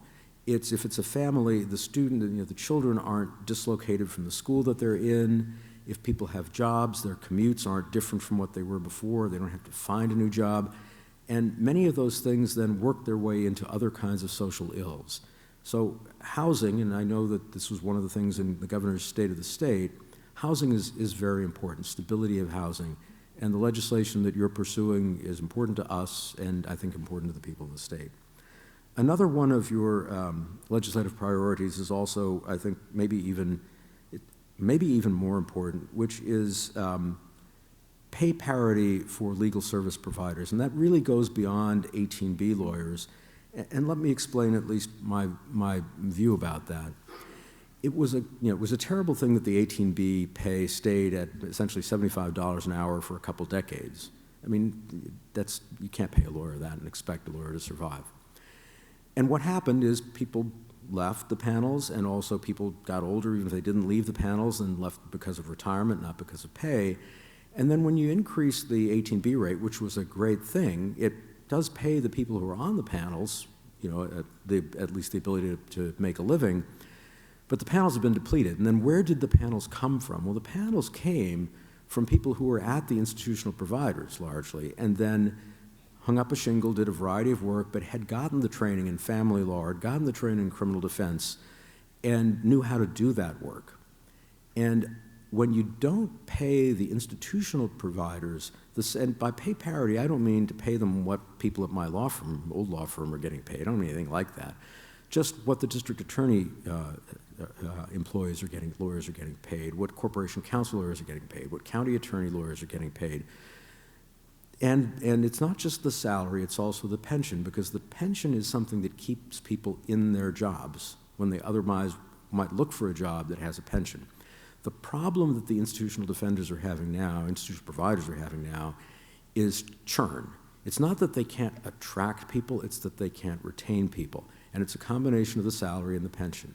And providing pay parity there, I think, helps replenish the 18B panels and helps provide the kind of representation that people in family court, that people in criminal court need and really, I think, deserve as a constitutional matter. So this, I think, is a very important thing that if it can be accomplished, again, the benefits, it would be short-sighted to say the benefits are because now these people are getting paid a fair wage. The benefits are that the representation in these other places, family court, criminal court, will be better.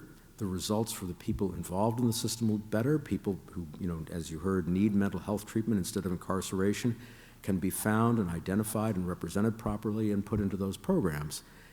This is, I think, it shouldn't be as hard a lift as it is, but it's an important one.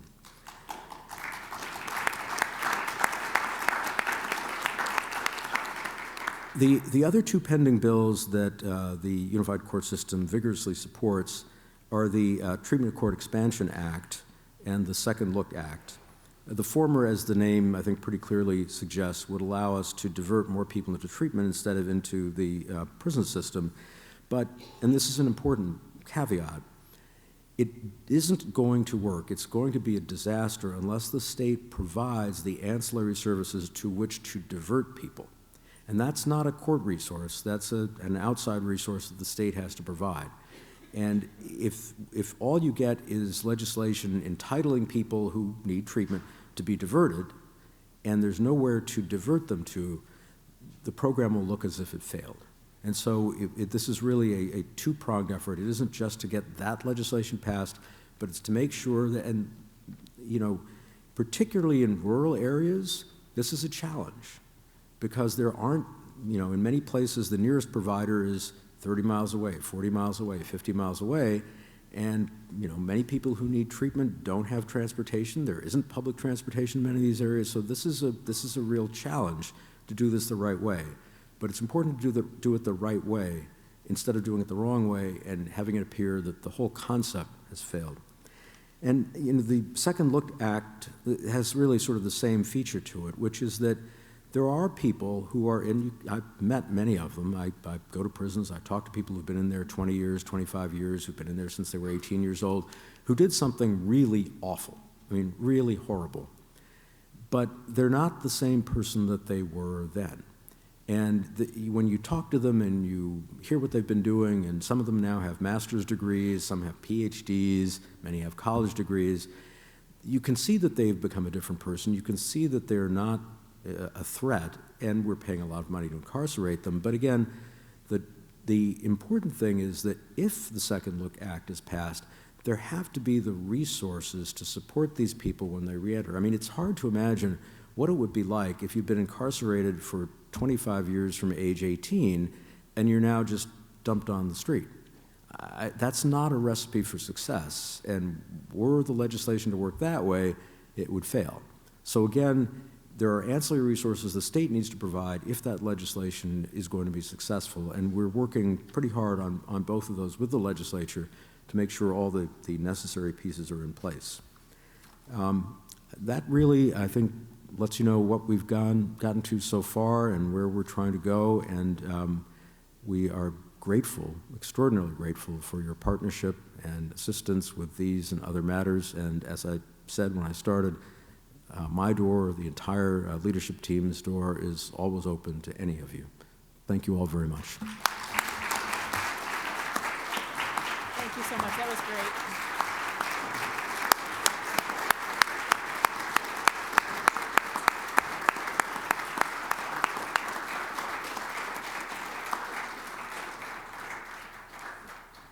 Thank you, Judge Wilson, and we look forward to continuing to work very closely with you and the unified court system in the year ahead.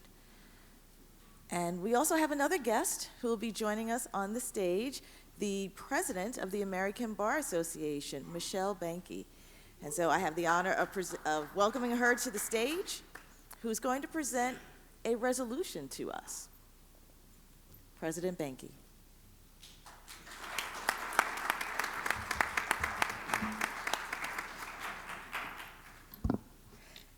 Good morning, almost afternoon. It's my honor to be here with you today. While this is certainly a celebratory occasion and wasn't last evening spectacular, I was doing the pinch me. I would be remiss if I did not express my condolences at the loss of your executive director, Pamela McDevitt.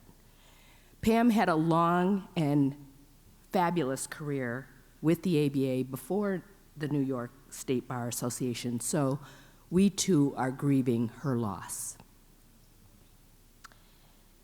This year, I've been working to prepare for the celebration of the 250th anniversary of the Declaration of Independence. As I prepared to come here today, I thought, wow, the New York State Bar Association was just a baby when our country was celebrating the 100th anniversary of the Declaration of Independence. You've grown up very nicely. Those of you who are here are probably very much like me. You value the work of bar associations, and you probably give a disproportionate amount of time and money to various bar associations. That giving and that connection often makes me think of a particular quote that I think encapsulates bar associations. It goes like this: if you want to go fast, go alone. But if you want to go far, go together. Nobody would say that the ABA or any bar association that I know of is built for speed. But we are built for the long haul. While the New York State Bar Association is celebrating its 150th anniversary, an accomplishment the ABA has not yet met, state bars came together back in 1878, and they knew that America's burgeoning, growing legal profession needed representation at a national level with a national organization. And so their goal was to come together, to unite, to collaborate.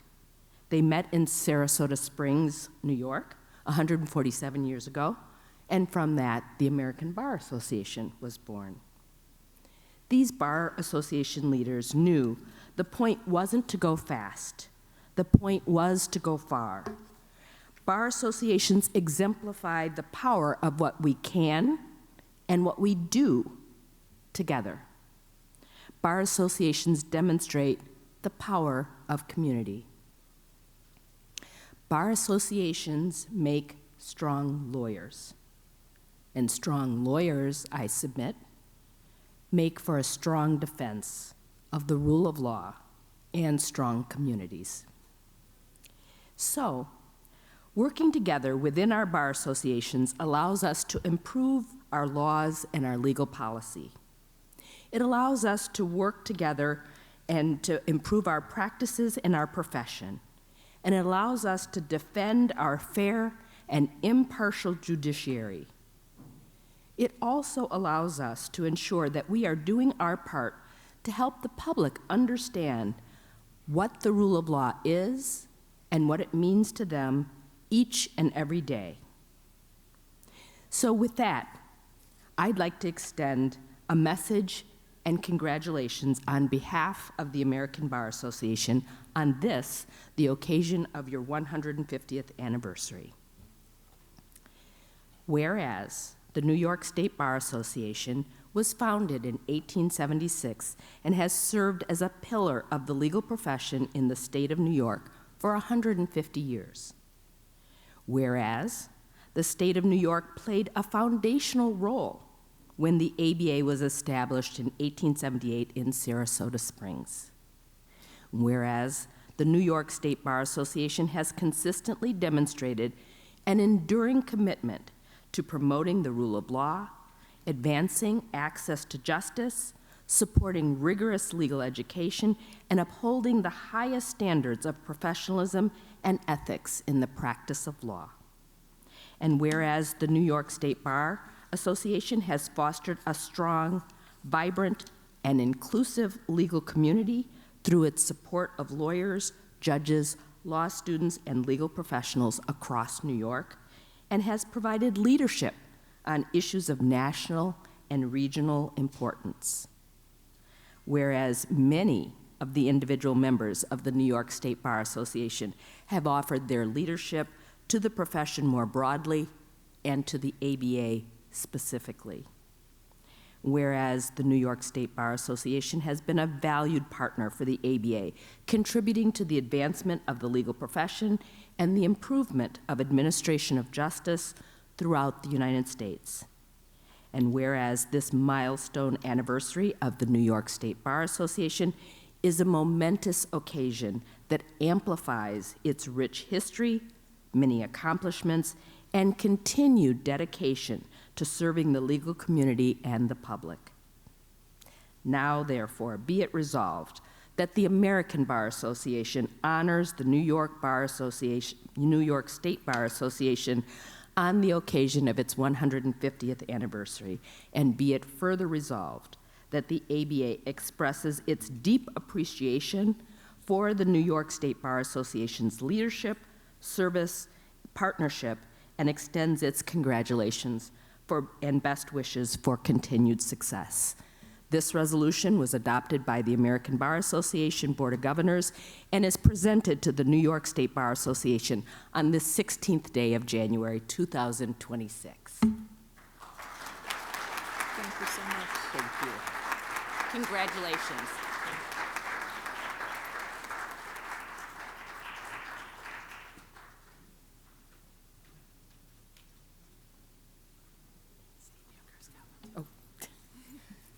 This one for Instagram.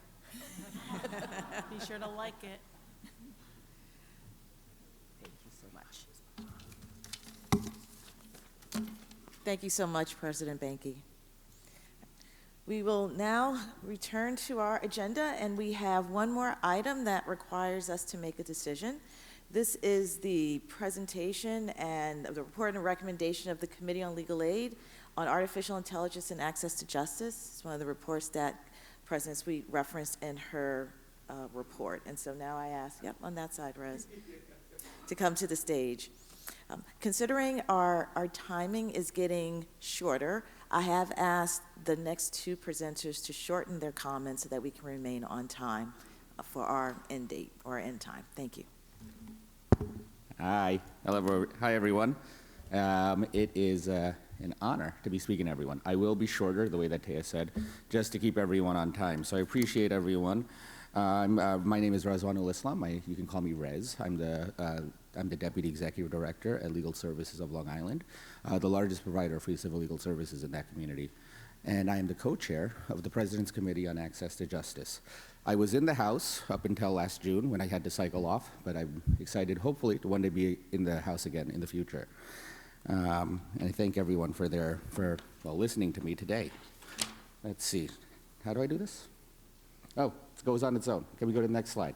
All right. Why this report exists. So this whole effort started in the fall of 2024. And I'd like to acknowledge, in that time, I think the community and maybe even society has moved, at the same, not at necessarily the same speed as AI, but there was a lot of fear initially. So in the fall of 2024, when all of these when the technology was really coming into the forefront,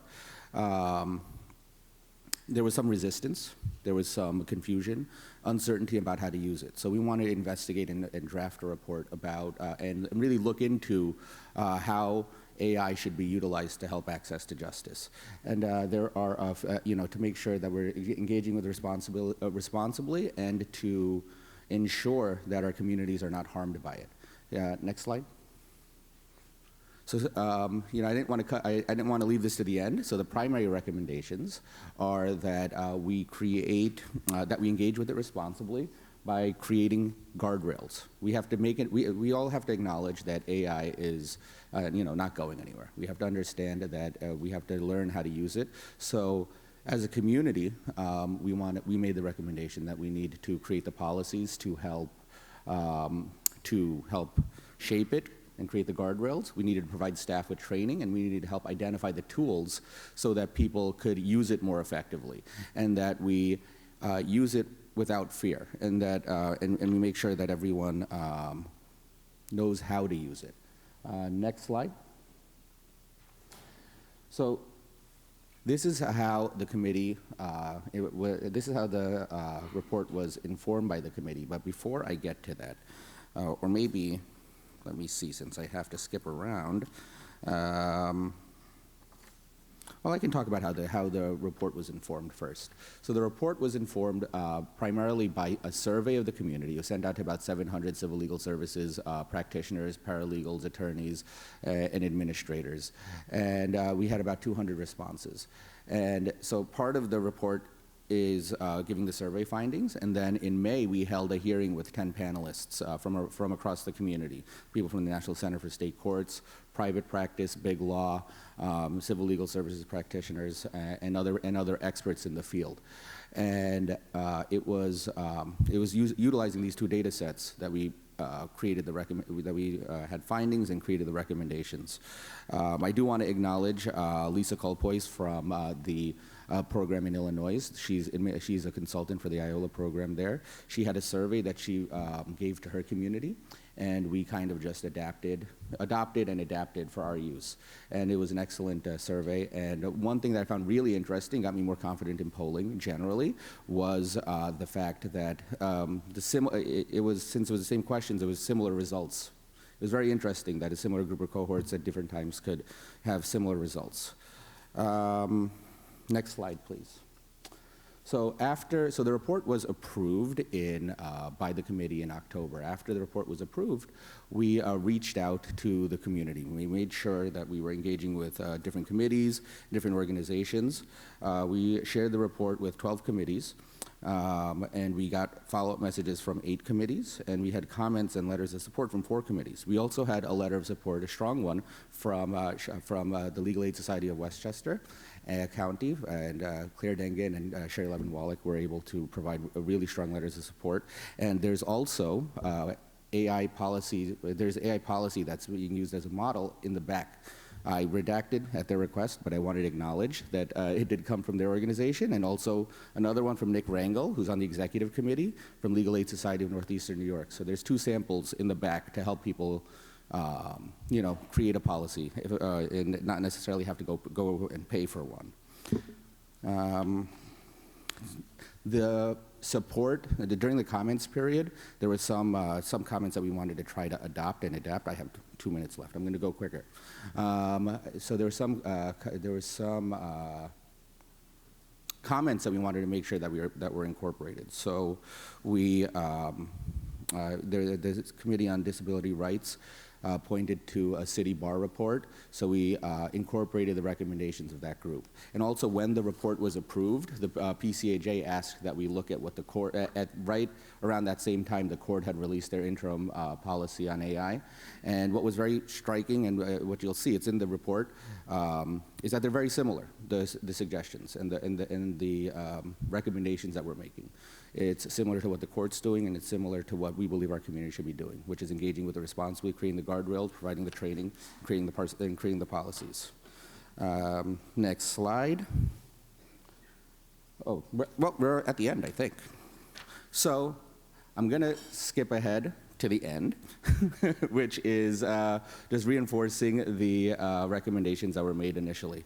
But the report itself, if you're going to take a look at it, I'd say it's over 100 pages, but it's the first 30 pages that it's the meat. And that's where you'll find the insights and the findings. The back, the appendix has all of the testimony and the survey findings.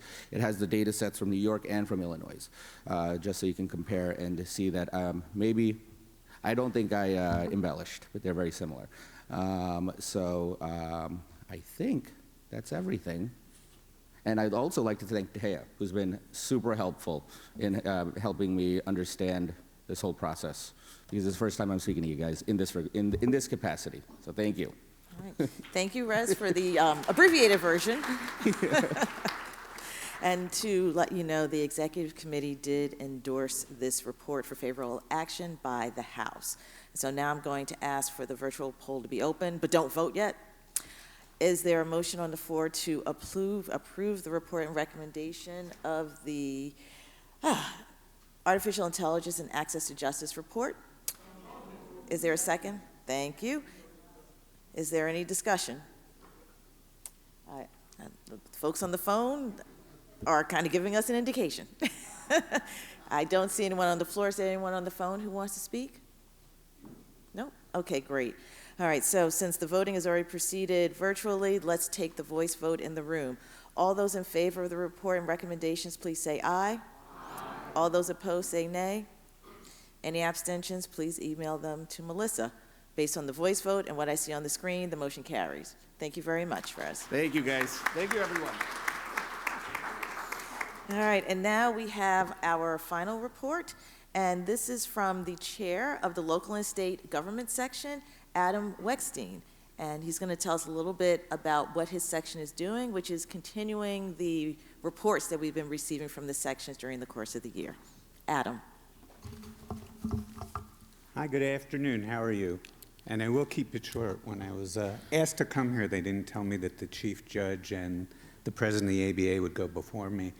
So The local and state government law section has a name that's unfortunately uniquely long and really doesn't tell you what we do. And the way I look at it, it's as if it's a general practice in disguise. Next slide, please. The number of topics we deal with include land use and zoning, litigation, dispute resolution, constitutional law, labor relations, employment, arbitration, real property, insurance, obviously legislation, legal and governmental ethics, both the ethics of the attorneys representing municipalities as well as the municipal officials themselves, environmental law, energy law. It is quite the wide spectrum and quite the interesting spectrum of topics that the title doesn't really do justice for. We have about 1,700 members. It's a number that was improved by the new model that the bar adopted. We're mostly private practitioners who either represent municipalities and, oh, they're a step ahead of me, who mostly represent municipalities or those who appear in front of municipalities or in front of the state. There are a significant number of ALJs, there are arbitrators, and there's still quite a few inside counsel at the various municipalities. The thing is, it is a tremendous forum for people who practice in the area. If you don't know something, somebody else will. And we have very active committees and communities that are a wonderful place to exchange ideas. We now have, for the first time, and we tend to be a pretty old group, which is one of our problems, we have actually some kind of online presence. And I will say, it doesn't do it justice when I'm describing the section, because my real experience is, number one, there are a lot of people who I see on the other side of things or I work with, and this is such a different context, and it's so collegial, and we've made such good friendships that it's really valuable. And number two, there are people from other parts of the state that I would never run into, meet, that, again, we've become very good friends, and we have the ability to call on them as a resource aside from that. The committees include an administrative law judge, a land use and green development committee, municipal counsel and liability, code drafting, legislation, employment relations, ethics and professionalism, publications, and taxation and finance. They meet regularly in varying degrees of attendance, but they're all virtual. They tend to meet every month, and we learn a lot. The section has 3 meetings a year. We have a fall meeting that's a destination meeting. This year it's in Lake Placid. Anyone who would like to come, it would be wonderful. We have a spring meeting in Albany at the Bar Building, and that is a free meeting, and that is aimed more at state issues. So we're trying to get the state employees there. We obviously have the annual meeting. Every one of our meetings has an extensive CLE component. We've started something we call a lunch and learn just this year, where we're trying to have at least a few times a year virtual meetings where we cover a specific topic and award CLE. The negatives, I would say right now, is it's very difficult for us, and we've tried in a number of different ways, to attract younger members. And that's probably not the group that's here today. But in trying to, in trying to go to law schools, and we do interact with a number of the law schools, particularly Albany and Truro, and Pace, which have real land use or government programs. We're not sure why. It may be because it's not sexy. It may be because it involves a lot of night meetings, most of it. And the other problem we faced is, while the change in the new model has been great for us as a whole, a big part of the backbone of the section are in-house counsel at municipalities and governmental entities. And frankly, now that the CLE is rolled in and it's a bigger fee, it's a tough nut for them to crack, especially with the bigger entities that usually have their own CLE programs. So that's something we're trying to come to grips with. I've even mentioned it to Taya. And it's pretty tough to say we're going to give a lower rate to governmental employees when there are people upstate who are in a whole different economic reality than down here. I was going to do more, but you all want to go to lunch, and I know you're running late, so unless there are questions or you want anything further, that really is a summary.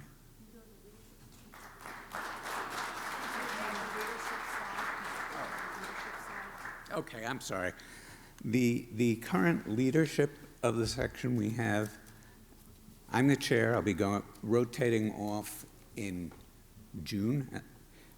Chris Trapp will become the next chair. He is, just so you know, he has a small land use firm on his own. Dan Spitzer is the vice chair. He'll become the next vice chair. He's the second vice chair. He's with Hodgson Russ, so another private practitioner. Katie Hogden is the second vice chair, will move up to the next spot. She's actually general counsel for the Association of Towns, and she's a tremendous resource. They all are, but she's a very different perspective. And Anna Vixa will be, as of June 1st, the new secretary of the section, and she's the corp counsel for the town of Westbury on Long Island. Okay. Thank you, Adam. Thanks. Your report is received with the thanks of the House.